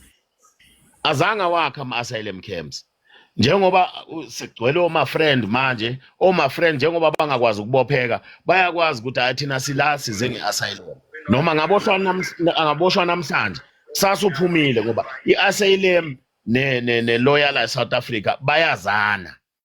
So enye yezizathu kunemali ngiyaxolisa nje ukubiza igama la kaMandela mhlambe phela mina ngisinsizwa njengoMakhanya mhlambe nje ngiyaphazama kodwa nje kunemali azithatha uMandela zokwakha ama asylum camps njengoba ama-Pakistani nje noMalawi noNigeria bagcwele la beze ngalelo gama noma ngaboshwa namhlanje ngaphethanga amaphepha uzothi ekhaya lekithi kuyaliwa so I'm here because of asylum. Leyo nto leyo it speaks to our law. Makafika le court bazothi hayi lo muntu umthedeleni ubaleke kubo ngoba kuyaliwa. But another thing thina ngeke sikwazi ukuthi njengoba so 60 million capacity sekufakwe nabo abantu bangaphandle siyamkele njengoba iNigeria manje ifuna ukungena indaba yeIran neIsrael maningi amaNigeria azobaleka le abalekele ngapha eSouth. Sizoba ingakhi la eSouth manje kulama resources asihlulayo ukuthi as-accommodate thina njengamanje. How many are we gonna be in those resources ezihlulekayo ukuthi zis-accommodate njengamanje? IMalawi every day beza ngebhasi ke bona abafly nokufly. Every day kunamabhasi afikayo weMalawi aletha abantu la eSouth Africa. iZimbabwe angisakhulumi ke beza ngeenyawo neMaputo. Manje ke inkinga esinayo ukuthi icapacity yama-resource esinayo cannot accommodate everyone from Africa ozofuna ukuba iphathi yethu la eSouth Africa. Yazi ngaba sivuki nokuvuka kuya emsebenzini if ever akunamuntu wangaphandle odlala kuma-resources wethu. Ama-resources wethu ayadliwa la eSouth Africa. Adliwa abantu bangaphandle abangadocumentwanga. So i-reason enkulu yokuthi at least if ever it was an equal ground. Mauye Malawi is the same like South Africa. Mauye Nigeria is the same like South Africa. Mauye Ivory Coast. Manje akufanano. Mawungaya nje noma kuphi izwe lase-Africa bonke bacabanga eSouth Africa ukuthi yabo mawungafika eSouth Africa amaphupho wakho wonke afezekile. So it cannot be right like that. My freedom fighter. It cannot be right like that. Kumele kube nama regulations until a certain time Africa it's level. there's a level ground. Yazi ukuthi ama resources wase Africa siwabeka ndawonye, then siwatrade ne-America or ne-West or ne-China or nobani, then si benefit equally as Africans. Then mawufuna ukuye Ethiopia uyahamba uye Ethiopia, akunabantwana abanempukane engene emlonyeni. Mawufuna ukuya kuphi uyaya. Ngiyabonga.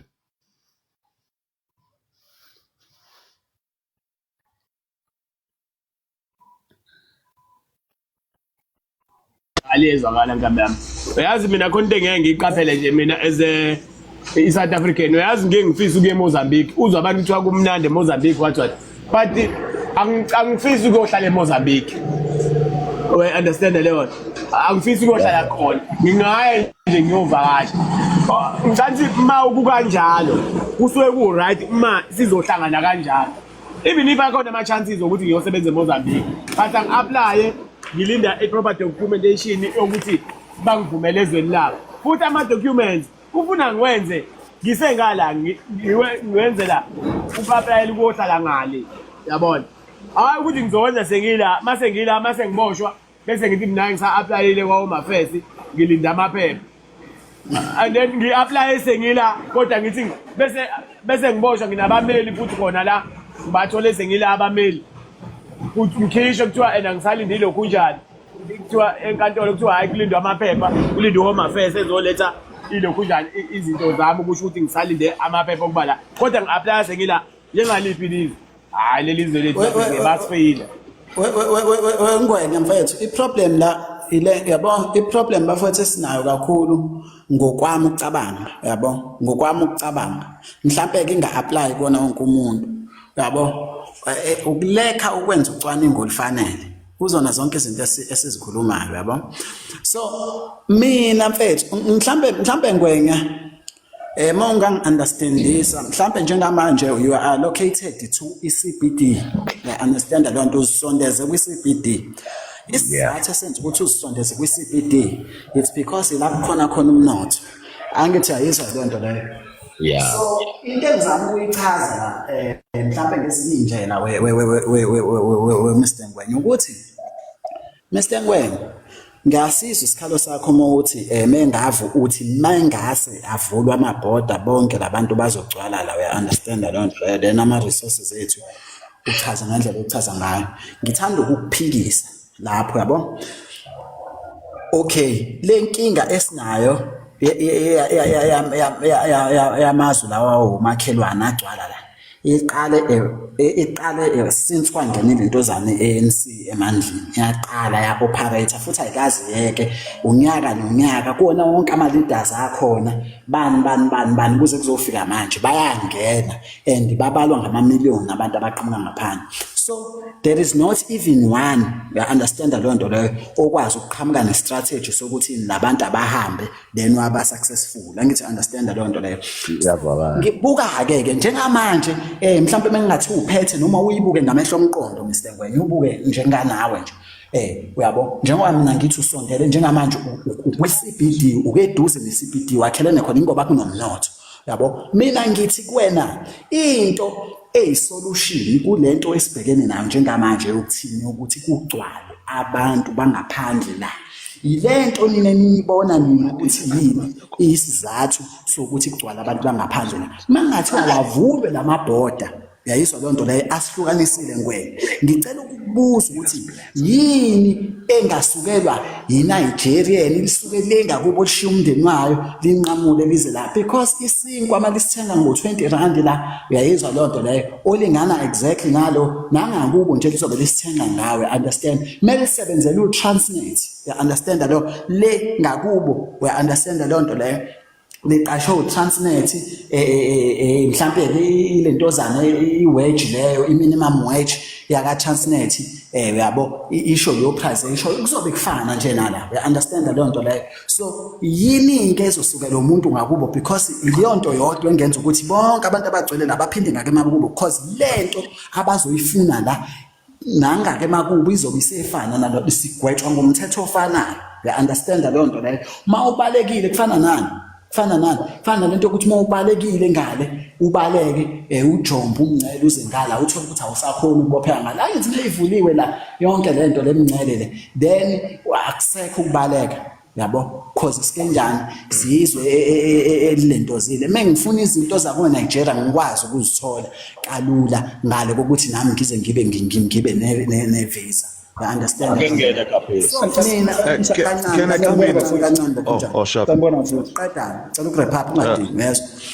Yeah. So mina ngibona kuyiyona yodwa into engenza ukuthi kucontroleke lento le yokuthi sibe contracted kanje kuma CBDs ethu ngenxa yabantu bokufika bangaphandle meke kwavulwa yonke lemingcele abantu bazoziphindela ngakemakubo because i-current lento akuyiyona esukelwa kakhulu bafowethu i-current ushiye ukuthi wena lentozana wena ngwenya usuke wa deep kakhulu understand but into ongayibuzi manje bongahlangana ne-foreign ubuze ukuthi hawu indaba wasuka ngakini weza ngala we understand lana lizokutshela lithi hayi la imali yala ingcono neyangala izwe kuyilona ekulula ukuza kulona yileli lala uyabo because since ANC yangena emandleni ayikaze lento yamabhoda yayiqikelela ukuthi injani i-right lento enikhala ngayo osopolitiki befethu benu nababeyibenu noma sebabenu manje nimathanda kakhulu yayibuka lona abakazi baba neminyakazo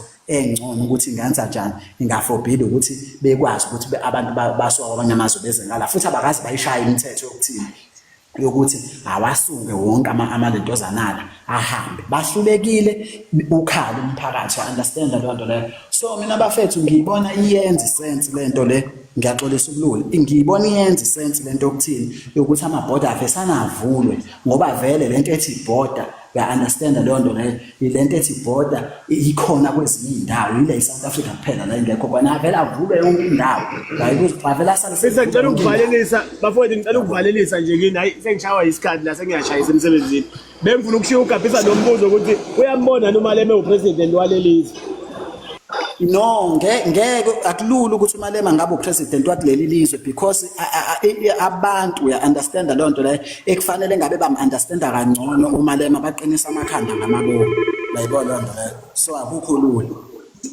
sanibona bafowethu sanibona Can I come in, bro? Can I come in? Sacela ungena kancane Okay, sure lokhulu yebo Kabisa ngiyakuzwa lokho kushoyo kodwa okuvula kwamabhoda angeke uzube isixazululo mfowethu oqala nje ngakusho lokho one kumele ngizofuna ukuqala iphuzo leli la ukuthi yena since kwaphathi ANC abantu bangaphandle bayengenela eSouth Africa asibuye sikhumbule neyoqala ukuthi ngesikhathi kusaphethe abelungu vele abantu abayephethe insimbi eshisayo oqala nje umuntu omnyama la eSouth Africa wayehamba ephethe iID ebengwase South Africa so uma umuntu angaphandle vele wakungelulu level ukuthi ungena eSouth Africa ngoba vele kwawena ungase South Africa vele ucindezelekile that's why nabantu bangaphandle babengeke beze bekwazi ku South Africa vele abantu bakhona vele becindezelekile yilapho abantu basebangaphandle abaqhamuka bezongena eSouth Africa ngoba iSouth Africa isikhululekile abantu bakhona sebengasahambi bephethe iID ngoba basila sengasekho ucindezelo kakhulu eqhamuka kubelungu kwase kuba lula kubona ukuthi ena bezongena eSouth Africa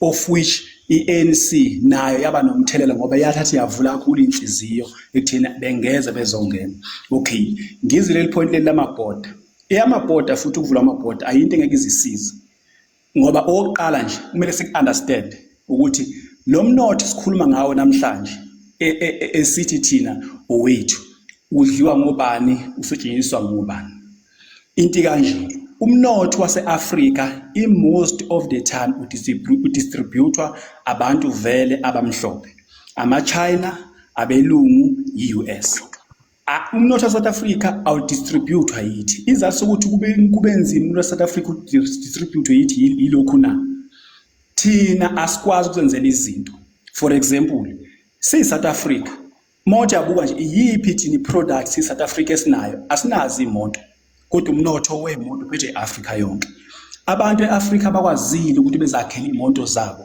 beqhame neplan bethi beproduce imoto zabo kube eNigeria ezama ukuza neemoto zayo of which umnotho thina noma eAfrika yonke sinawo but into esishaya kakhulu singama-Afrika, ngisakhuluma nge-South Africa, singama-Afrika wathina sisodwa asikwazi ukuzenzela izinto ngokwethu. I-China ike yasho upresident ose-China lento lo kade isho noma uthuvuya amavidiyo akhe, wathi upresident ose-China wathi inkinga nge-Afrika ukuthi kwabona bebodwa abakwakwazi ukuyisebenzisela umnotho wabo. That's a problem esinayo siyi-Afrika noma siyi-South Africa. Then iqhamuke eNigeria yazama ukuthi ilungise lo simo leso noma phela naye ngekwazi ngoba kumanje vele namapipe aphumayo ale phesheya for i-oil yabo. Nangu umuntu sesinikeze example okubani okulokhuza lapha eBurkina Faso. Wazama ukusimela siyi-Afrika washo ukuthi ufuna sihlangane. Yabona mina into engiyibonayo i-Afrika engasiza sonke ngalokho ukuvula amabhoda ngoba amabhoda ayavula noma wavulwa. Umnotho ovela wase-Afrika awudliwa abantu base-Afrika. Uyaphumela ngaphandle wonke. WaseZimbabwe into efike yenzeke mina ngisebenza ngawo njengamanje ngikhuluma nje ngikhuluma ngawo ukuthi ngikwi-chrome, ngikwi-ferrochrome, ngikumanganisi ngiyonke lento ngisebenza ngayo. Umnotho ufike wenzeke kufike kusuke iChina lase-China lithunywe ama-China ase-China. Lize la eSouth Africa. Liye eZimbabwe bese kuthi amanye ama-China eze la eSouth Africa. Ama-China aseZimbabwe azothatha umnotho oseZimbabwe awulethe la eSouth Africa. ISouth Africa iyigede is a main gate yokuthi ngoba iSouth Africa esaso ukuthi iregister as a company le e-US. Shuthi uma uyi-main gate iSouth Africa umnotho mawusuka eZimbabwe uze eSouth Africa uze ecompany. Then mawusuka eSouth Africa umnotho wonke ophumayo e-Africa most of the time kulula ukuthi uphume nge-Africa. Ubokubuke nawe into engizokwenzela example esimple. Ubokubuke nawe umuntu wase-South Africa. Abantu abaningi besuka amanye amazwe abantu basuka eZimbabwe bezela eSouth Africa before bendize beye kwamanye amazwe. Shuthi iSouth Africa hlahle ithathwa njengento yokuthi ukuze ukwazi ukwenza izinto zakho ukalula kufanele uze eSouth Africa because South Africa already vele registered as a company. So uma South Africa kulula ukuthi ukwazi ukuzenzela izinto zakho ukuze ukwazi ukuthi ube broad elifini ngoba kuba simple kakhulu. But into engizoyisho mina sengiphethe ngoba vele ngibusy la ukuthi into engasese eAfrica sisonke indaba amabhoda ngizisiza but into efanele siyifight ukuthi sibe ne-one currency. From phezulu Burkina Faso to South Africa, we have to use one currency. Secondly, fanele siziproducele thina izinto zethu ezenziwa kwamanye amazwe. Izinto zeyimoto sikhiqizele thina imoto. Yonke yabona iqiniso lihle wonke amazwe angaphase onke amiswe eAfrica. Alikho izwe eli-rich as Africa. The whole world. iChina ime nge-Africa because mina ngikhuluma njengamanje siyalayisha ama-container ayahamba eChina. Ukuze bakhe imoto from BM yonke imoto ekhona ngisho iqhanga ye-Africa insimbi yakhona. Problem yethu nesilahla ngayo eAfrica singala sibhekephi sifikephi ukuthi kwathina sodwa one asibambene. President bethu bebodwa bayalo basebenzisa iWest nani. Buka nje kumanje Congo uthi ilwa nani. Balola umuntu omhlophe oyena oyi-big man part wabo. Ukuthi ngoba belwa lento bayilolayo ayikho ukuthi into ilama minerals abawelolayo bazowenzana. Bafuna ukwathatha bawese umuntu omhlophe. Not ukuthi bazothi ma mineral lawo hayi ngifuna ukwakha imoto ngawo leswaye ngwalwela why ikhongo ina mineral ngoba le mineral lawo ngifuna ukuzakhela imoto noma ngifuna ukuzakhela itrain noma ukuzakhela like into esiyinkinga ngayo China eAfrica asikwazi ukuproduce into zethu. That's a problem. And one currency uGaddafi sengizokwehla bafozi ngiyaxolisa futhi ukwanda kakhulu. Into ambula yona uGaddafi nento abelungu abathuka kakhulu ngayo abangayifuni nokubona nangelodi la ngayenzeka i-one currency. If we can unite as Africa sibe ne-one currency amabhoda right evaliwe ngoba kuyafana vele. But if we can use one currency anyanitshela ngani zokuthi abelungu bobhosha ngiyabonga. Siyabonga bhuti ngena sike kahle. Sure ngwenya. This is quite an interesting group. Uyaqala uva abantu basober minded kangaka abakhulumayo. Thank you so much guys. Look, I'd love to agree with Ugabisio and bazofuna igama lakho kahle Brian. But ulento beyithethe and I just want to add more yento beyithethe about uba aba bantu bazofuna ntoni kangaka apha eSouth Africa. And someone said in the group it's because of the currency that is stronger than their countries. I mean, in one of the countries that has also got a stronger currency, Botswana. I only heard with the time they inaugurate the president of Botswana, Botswana now has got a problem of Zimbabweans flocking into the country. They've got a problem of illegal immigrants. So it's not only South Africa, because Botswana has got a stronger currency. In fact, its currency as Botswana is stronger than the South African one, I think, but it looks like sense. So And now, what does that mean now? That means now we've got only 2 countries that have got a good currency, and now they're going to be concentrated because abantu bazawuza. That's the reason these people would come here. I didn't know when they got 150 rands or 150 pula eBotswana. Because whereas back, it becomes a lot of. So we're going to have a concentrated economy into South Africa in Botswana. Do you get what I'm saying? It's a concentrated economy now. That's what's going to happen. We're going to start fighting, start calling them names, because of crime and all that thing. Therefore, how do we sort out the situation? Is the open border policy and solution? Maybe let's awuthole indawo engconyana mfethu uchief yasishaya network lapho kuwe bhuti. Okay. Yeah. Noma sele right lapho. Yeah, right kakhulu man. Okay. All right. Border, open border. Yeah, the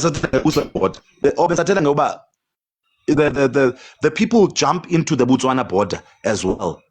Zimbabwean, because Botswana has got a strong currency as well than really. So there's 2 countries in the SADC region that have got stronger currencies. It's South Africa and Botswana. And Botswana now has got a problem of influx in Zimbabwe. Do you get what I'm saying? But how do you fix this thing? So we've got a concentrated economy now of 2 countries and everyone is going to be a burden. Abantu bazofika bazosebenza ngapha ba-charge 150 or 200 rand kwenza igarden yakho. Xa you-converted back to Malawi, it's a lot of money.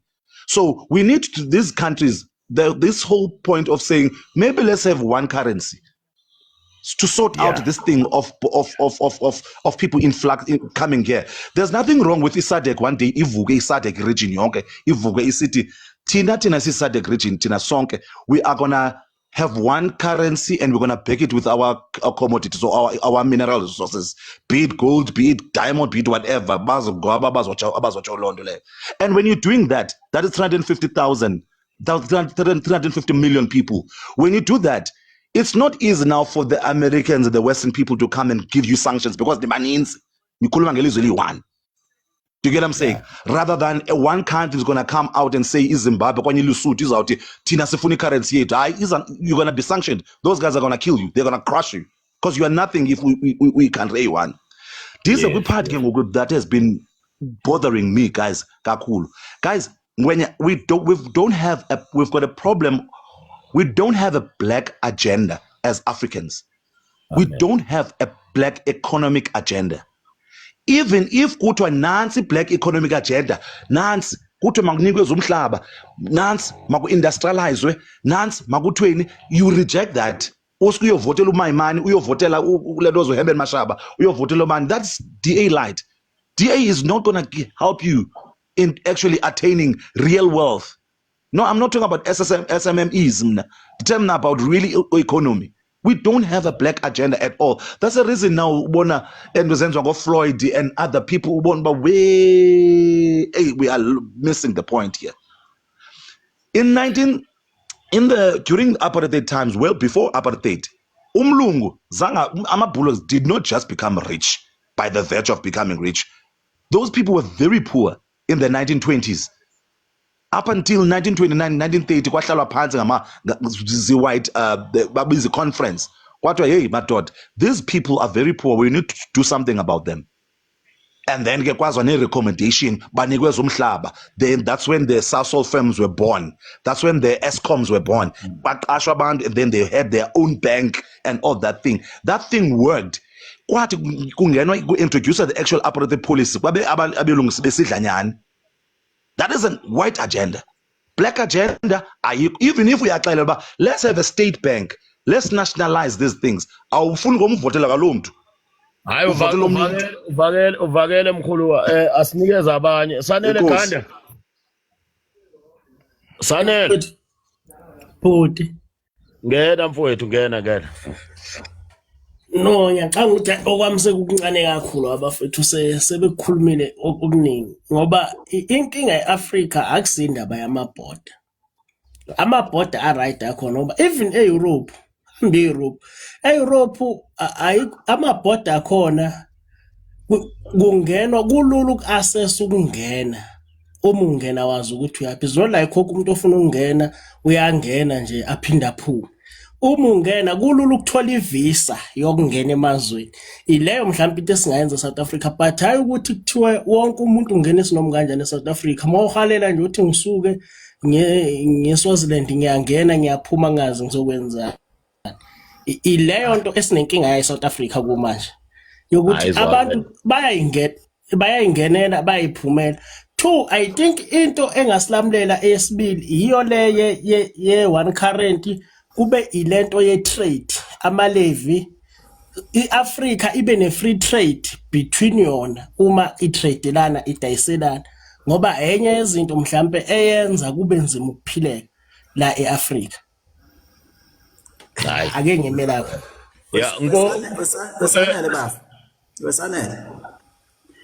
Into eyokwenza ukuthi kube right yezwa yini le kade isho ubani ulokhunja yokuthi sibe ne currency efanayo bese eyasuswa amabhoda asuki kungabe kungaphelele mekuwukuthi currency eyodwa kuphela. Yes, namabhoda awasuswe yabo ungathi mawuhambele linizwe lase Africa kudingakale indaba yamavisa ukuthi wena uboshwe, understand? Uboshwani ngakini awasuswe ngoba vela wekho kukhona amagate kuphela lona uthango libiyela lokho awasuswe sibe nento eyodwa ukuze khona izwe lizoba into engcono. And other thing ngwenya eshaya igenge yale South Africa igenge yale South Africa bayitshena ukuthi bayazi ukuthi le South Africa le South Africa ngokukhethekile as nami ngumuntu wase South Africa into engeke ngiyibone banenkolelo yokuthi iSouth Africa i-rich over wonke lamazwe ala eAfrica yabo lokho sekuzojika manje kungabi lona iqiniso yezwa ingaba ngcono ngecurrency kodwa ayikho wealth you understand le nto leyo. So abantu abake bazama ukuthi leyo nto leyo mhlambe bathi baphume kuyona, you understand le nto leyo, bephume kuleyo mcabango leyo ukuthi bacabanga ukuthi iSouth Africa ayivulwe le nto cause into edala inkinga njengamanje awasuswe lamabhodo ukuze khona abantu bezobuyela kahle ngakemakubo kuphinde sikwazi ukuthi sishaye nomoya ngalo, you understand le nto leyo. Mina lawo moya kabisa. Ngisacela singene emlonyeni Gabisa, ngiyaxolisa mfowethu ngizothi qaphu kancane ingane zakwethu. Joba. Into ebengicela uyi-understanda kweGabisa. Ngiyakuza lokho amabhoda. Ngoba sinama president. Ama president izwe nezwe president elinayo. So eMozambique Zimbabwe na president abo. So uma amabhoda esevuliwe i-president izokwazeka kanjani ukuthi irula la noma uma kuvulwa amabhoda akuseze kuba khona upresident izoba khona umuntu oyi-1 ozoba ipresident eAfrica yonke nayo into engifuna alaselile ngoba kuze sibe amabhoda ayenza ukuthi moye eMozambique nopresident waseMozambique moye eZimbabwe uzopresident waseZimbabwe Burkina Faso president waseBurkina Faso if asevuliwe amabhoda ama-president izobe isasebenza yini obisiwe bisingasekho noma eAfrica sisonke nje kufanele sikhethe upresident oyedwa ozokhontrola eAfrica yonke na ngoba amabhoda oyedwa because bawu58 nje noma 59 nizongitshela ngwenya nine nazi izinto kangcono nonke nizongitshela abafowethu nani simphiwe nizongilungisa mangironke bawu58 nje bawenzelana ama-African angithi buka njengamanje kusuka abantu ko lentozana ko mnangwangwa kusuka abantu ko bani kusuka abantu ko bani beze ngala kukhomba ukuthi bayahluleka vele,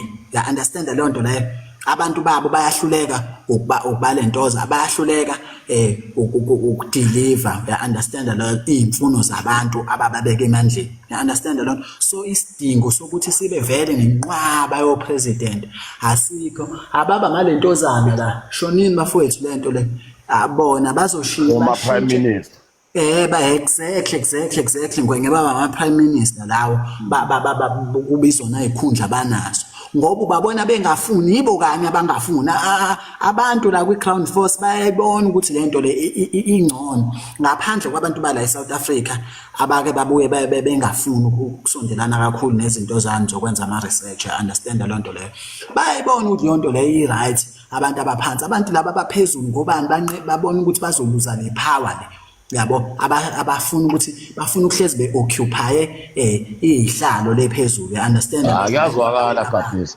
Ake sinike nangu Mashobane. Mashobane. Akungene Nkosi Khumalo.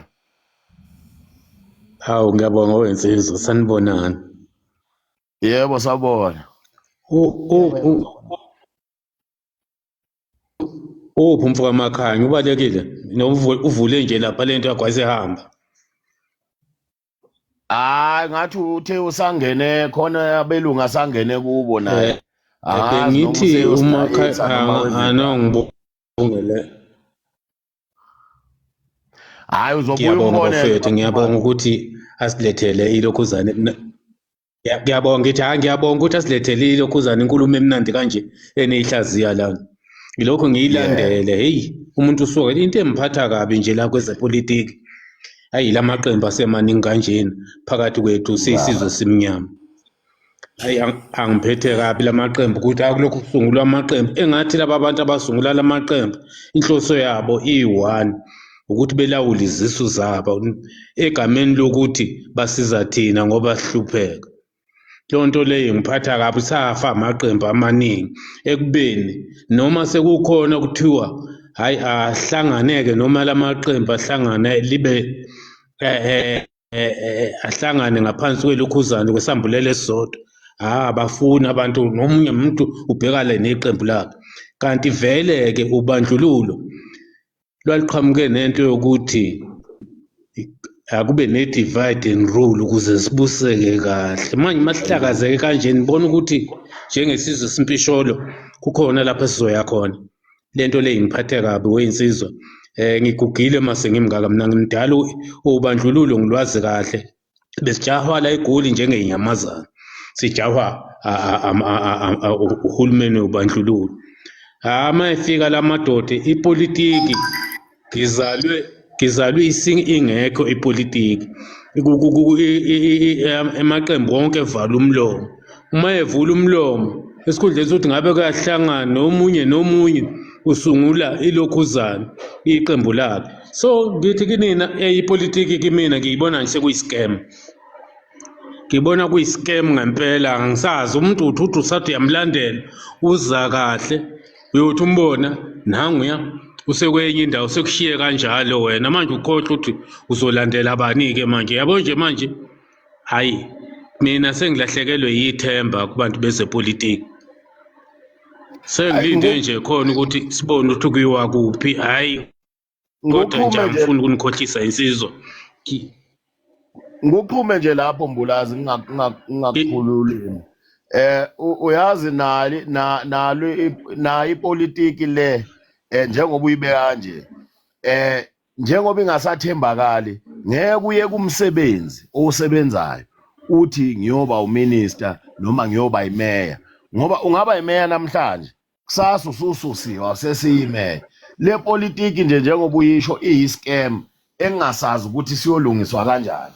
Kodwa uyabona lo ishilo ukuthi mhlambe uyijoyine late le live ubese khona uMakhanya mangisho ngithi into esiphethe manje njengendle emnyama i-divide and rule leya isibambe vele kwaseqaleni kuzoze kwakhe konkatha bephuma ku-ANC i-PAC iphuma ku-ANC kodwa ikhuluma into eyodwa kodwa kuthiwa nami ngimelo kwami kanti into eyodwa lento into bekufuneka yenzeke mangabe labantu bakhuluma into eziqiniso laba basiphethe bombusazwe bekufuneka ihlakazeke nje yonke lento yepolitiki kungabi na UDM kungabi na PAC kungabi nalutho ihlakazeke yonke kwa-ANC le ihlakazeke thina njengabantu sisho ukuthi igama esifuna lisimele njengabantu beSouth Africa ukuthi nginesikhundla anginasikhundla sithi sifuna igama elukuthi noma yi-Africa South Africa Union noma yi-South Africa what ukuthi obani abazobe balawula kube ukuthi balwa nalabo abaphethe le mali eningi bona bewu3% la eSouth Africa thina so 97% which everywhere in the world it doesn't make sense ukuthi abantu abawu97% ecountryini abanalutho bathembele kubantu abawu3%. Into nje engenzi sense emhlabeni wonke jikelele ngisho ungakhuluma nobani mhlambe eAmerica or eMexico uzokutshela ukuthi lento eniphile eSouth Africa iscam ayikho. Nina ngisho noma umuntu angathi urich namhlanje ngizokunika u5 years. After 5 years iyobe iphelile leyo mali yakhe. Ngoba urich phakathi kwabantu abahluphekayo. Bazomdraina labo bantu labo ethande engathandi uzothola esedrainekile. Noma ngabe usopolitiki noma ngabe ubusinessman. So thina into esidingayo nami sengiyoshayisa nje manje ngoba ku4 sidinga ukuyihlakaza yonke lento yepolitiki. Siqale phansi sisho ukuthi njengabantu abamnyama sifunani. Makuwukuthi siyadutshula sidutshule. Nabo Iran bayadutshula no Israel bayabhonywa kunamhlanje. Thina sisaba ukufa. Sithembele nje ukuthi hayi mangilalile namhlanje ngavuka ubasi wangifaka iboots ngemuva endunu. Silonge ngiphila nje kulungile. Umuntu nani ozoyishiyela izizukulwane nezizukulwane awunalutho.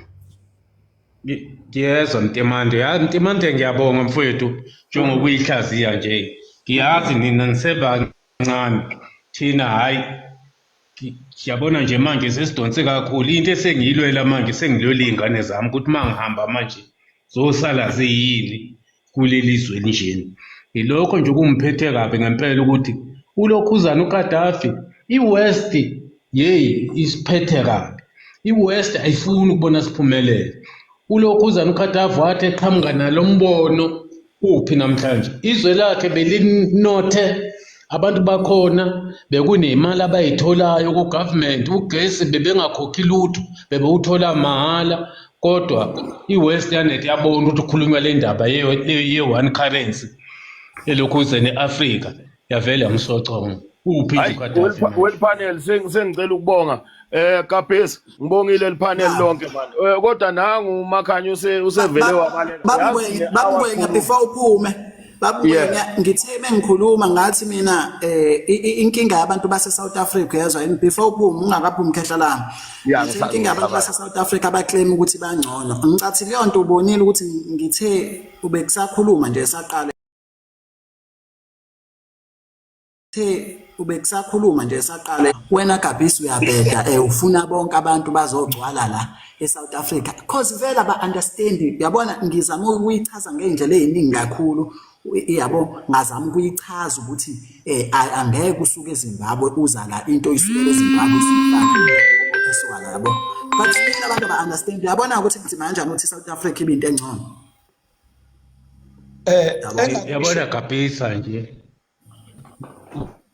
Angaqhubeka uselapho nje mina mangifika ngiqala uma ngifika la eGoli ngiqala nje ukusebenza ngiqale ngo1982 ngifika lana abantu bangaphandle bebe la eSouth Africa bekungabasenalawo. Ngiyaxolisa panel ngiyaxolisa sengiyafuneka lapha phezulu ngiyaxolisa kakhulu kodwa ke nje kulungile Mtimande kulungile mfowethu ngibongile kakhulu bafethu kuningi engikugainile namhlanje ningadinwa nakusasa uMakhanya uma ivula live niphinde nibuye bafowethu kuningi engikugainile namhlanje angibonga. Ngiyabonga Mtimande. Okay bafowethu ngithi ke Gabisa ulokhuza nabantu bonke bangaphandle bebe la eSouth Africa befike kuba abase Lesotho iMalawi ilokhuzana kuzoba yilaba bala eceleni kwethu la Mozambique bingekho bekuyilokhuzana bekuyilaba base Zimbabwe. So ibona bebesebenza ema-restaurant bebefika nje futhi bengene be-documented ngoba phela ungeke la uze la e-Africa ngendlela nje amaphoyisa ayebaba ngawo njengoba ngimtshela ngithi ayisijahise-ke inyamazane nje elokhuzeni emgwaqeni yala eGoli ongeke ukuthi uyahamba nje ukuze ukwazi ukuthi uphile la eGoli wawuhamba uye ekhaya kuthiwa uyokwenza imvumo le emakhaya.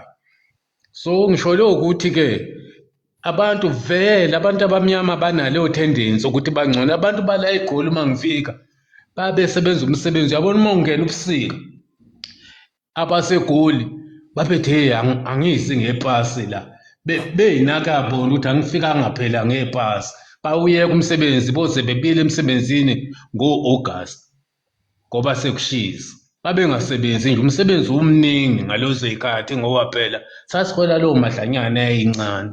So ngisho lokhu kusho ukuthi-ke la nje umuntu ompisholo omnyama uyitshena ukuthi ungcono kunomunye iyona nto ekhona njengamanje ngoba sikhuluma ngabantu bangaphandle asikhulumi ngamalokhuzana ngabelungu baningi abelungu abangaphandle ngisho bathiwa kubizwa amadokhumenti akathinta umlungu kule nto le enikhuluma ngayo bonke abelungu abaqhamuka emazweni angaphandle bagcwele la eSouth Africa kodwa umuntu wakithi okuyena omnyama uma ngase umbone manje uyena okuthiwa badla imisebenzi yabantu la engisho ukuthi thina nje uthando lomuntu omnyama asinalo ilokho nje ufuna untshena khona insizwa sanibona mkhandlo baba ukhwela niyaphila siyaphila kakhulu baba ngixolisa nje ukuthi ngifuna ukujika nje elibuyayo ngeke ngibe mude kakhulu uyabona khona izinto kumele sizamukele kodwa silwe nazo sesizamukelile kwa lo mbono okwavela ukuthi ama South African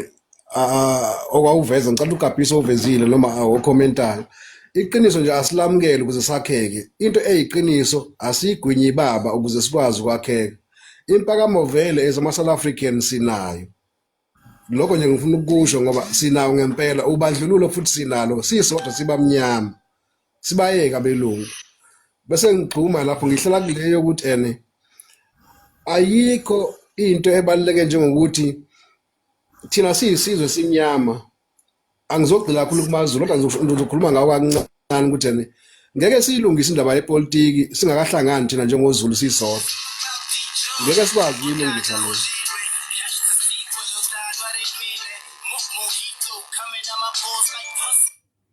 Besicela sivalele imic lokhuzayo. Abasuke bamphazamisa bamfonela basuke bamphazamisa bamfonela uDJ ake sizoba ukuthi thina umbono wakhe lapha ethi qaphu qaphu ningangikhohlwa kakhulu bafethu ngiyaxolisa kakhulu okay bengisekuleyo ukuthi ngeke silunga yabo makuthiwa ngeke ukwazi ukhipha ugongolo esweni lomfweni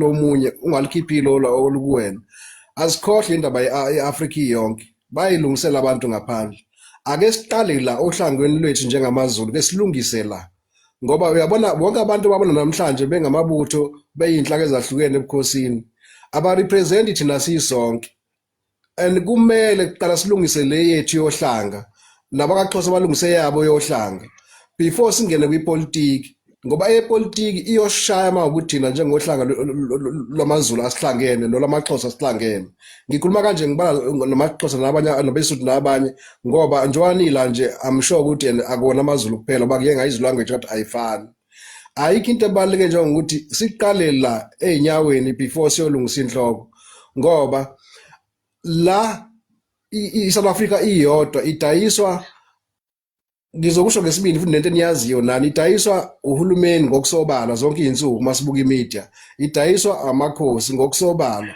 ngoba sinamakhosi angenaso isibindi sokumela iqiniso lokuvikela umhlaba wethu lokuvikela yonke into esinayo and mangase siqale sithi sonke ngokubambisana siyakwazi ukufocusa kulezo simo izinto zo2 silungise thina kuqala before silungise okunye lokho kulandelayo ukuthi sakho ubudlelwane namanye amazwe United of Africa nani kuyiphupho nje kodwa kukude kakhulu nathi sisahlulwa yilokho kohlanga ngicela ungandi kakhulu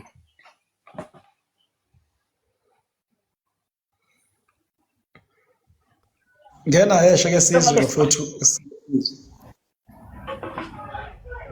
bafethu niyaphila ngiyazwakala ngathi ngine network izwakala mfowethu hayi nakho cha bafethu ngibingelele nje kini nonke ngade ngithulile lapha phezulu ngilalela lapha inhla itopic ngoba ekhuluma ngepolitiki right kodwa la kufike kube inkinga khona nala ngibona khona inkinga ukuthi siyaye silandela abantu kakhulu thina bese singakwazi ukubona abantu noma beflopha yabo umuntu noma umthanda but mayeshayisile kwazi ukumbona ingakho kunalesi sisho sithi alikho isoka lingenasici uyabo it's because kuyaziwa ukuthi umuntu akahleze right uyabo kuyenzeka shayise right lento lenisukaphi le yethu ukuze sifike la isikhona manje isuka la emuva uyabo iSouth Africa ibe no president wokuqala ukuthola i2/3 majority. Uyabo, we cannot deny that. I2/3 majority isho ukuthi uhulumeni oNdlovu kayiphikiswa, right? Uhulumeni wakho usuke uNdlovu kayiphikiswa. Unfortunately 2009 siyitholile no Jacob Zuma i2/3 majority. Right, bekanamandla okushintsha imithetho sekelo wezwe lo afuna ukushintsha manje because uke washo me contest lapho ukuthi ufuna ukushintsha umthetho sisekelo but ufuna nimvotele through ngethu ngathi ezoshintsha iDutch law eshintshe nje imithetho eminingi lapha nebona ukuthi iyasicindezela usifailile from eqaleni ukuthi enze lokho ene 2/3 majority right for 5 years waphazanyiswa uMalema 14 if I'm not mistaken ithiwa abantu bexebuke ANC baya kuMalema then wase engasayitholi ke yesibili 2/3 majority but la ngizama ukuthi ngiye khona isekuthenini ayikho into esizoyenza eSouth Africa ukushintsha eSouth Africa ngale kwe2/3 majority sithanda singathandi sidinga iqembu esizostika kulona lisishayela i2/3 majority bengithi beza kahle but after ngimbuka le nqushunqushe phakathi kwabo noShivambu sebeqala beqhekelelana kanje abantu abaningi le anti ba confused okay iflop ibe kuphi na ibe la ayikho ekuthenini uShivambu wehlisiwe esikhundleni because akuyena oqala ukwehliswa iflop ibe sekuthenini ubaba uJacob Zuma ephinde ezoyimemezela kwimedia leyo nto ethi umuntu asimncingi ukhombisa ukuba unprofessional lapho emdala yabo because ukhomba ukuthi akanandaba then kuzongena omunye umuntu la kwipanel ethi vele bekaqinisile ubaba bekaqinisile lapha vele asincengi thi no akusetshenzwa kanjalo eSouth Africa angeke sililungise lelizwe singancengi kunezinto okumele uthi mawuzisho kubantu uyabo kunezinto okumele zithi mazenzeke eqenjini uzenze wedwa ungazilethi kubantu zikuhlaza because leka kaShivambu ilethi kuhlaza kuthini uyabo iklaza land beku right emehlisa because bayazazi izinto ezibahluphayo ngaphakathi akumelanga ivele eqenjini right bengidlula kuleyo because yona kuqalwe ngayo ngene mina kukhulunywa ngayo okay sengiyabuya ke manje ke ngiza la ephuzwini ke lokuthini la manje lamabhoda kade lishow ubafo lapha ubafo is 100% correct ukuthi kumele kube sibe ne currency yethu la eSouth Africa unfortunately angeke size sikwazi ukuba nayo i-currency yethu singenayo i2/3 majority because sisabuso umthetho sisekelo osaphethwa amabhunu noma osaphethwe ile yagenge le yenakuza yama giant countries ngibala uCanada ngibala abo Italy ngibala abo UK niyawazi onke China USA onke lama country o8 okuyiwona rule umhlaba uyabo sisaphethwe umthetho sisekelo wabo then asikakwazi ukuthi singaphakama uyabo kwakumele siphakame ngeBRICS but iBRICS ubaba wayifailisa because angazi ngizothini inkinga because bengena nkinga lapho ukwazile ukukhipha imali eEngland wahlala noQueen for 30 minutes endlini kungekho umuntu waphuma iSouth Africa ingasa report iQueen sesithatha imali zethu sayifaka kwiBRICS then wayehluleka ukuqhubeka leyo process leyo it means also politics bethu basivezele elinye side ngabo yabo sidinga i2/3 majority so that sizokwazi ukuthi siphume kule nkingi unfortunately ubani ozosinika lena khuzana angimboni mina njengamanje ngisathemba lutho bengithi ngiyathemba manje ngibona ngathi ngisathemba lutho ubani bafethu ozosinika i2/3 majority ukuze sikwazi ukulwa namabhunu singamgxeki uRamaphosa akanayo i2/3 majority yonke into uyatshelwa asingenze ngathi sizingane yonke into uyatshelwa uRamaphosa ukuthi akenzeni ngisho kungangena wena namhlanje emandleni mungenayo i2/3 majority uzosebenza ngalomthetho sisekelo and bazokutshela lapha ukuthi enza 1 2 3 it's either to remove iANC ngelinye iqembu elizoqala ukwakha umthetho sisekelo omusha yabo because lo ANC makusaqhubeka kuphethe yona isaphethwe ngalomthetho sisekelo weDutch lona okhalisa ubabuzuma so my question ithi ubani ozosinika i2/3 majority ngoba wonke umuntu ozophatha ozophatha emva kwaRamaphosa usazotshelwa ukuthi cishe ugesi manje sifuna ukuletha amanakuzana ama-solar ethu lapha eSouth Africa awu-1.2 million azofika ngomkhumbi then cishe ugesi uthi awukho cishe ugesi kuthiwa after 4 hours uhambile load shedding so that nizothenga ama-solar aleso sikhulu leso uyabo uyatshelwa umuntu obe uNdlovu kayiphikiswa uJacob Zuma nge-2/3 majority. Unfortunately uyena yedwa obe ne-2/3 majority yabo akekho omunye umuntu okwaba ne-2/3 majority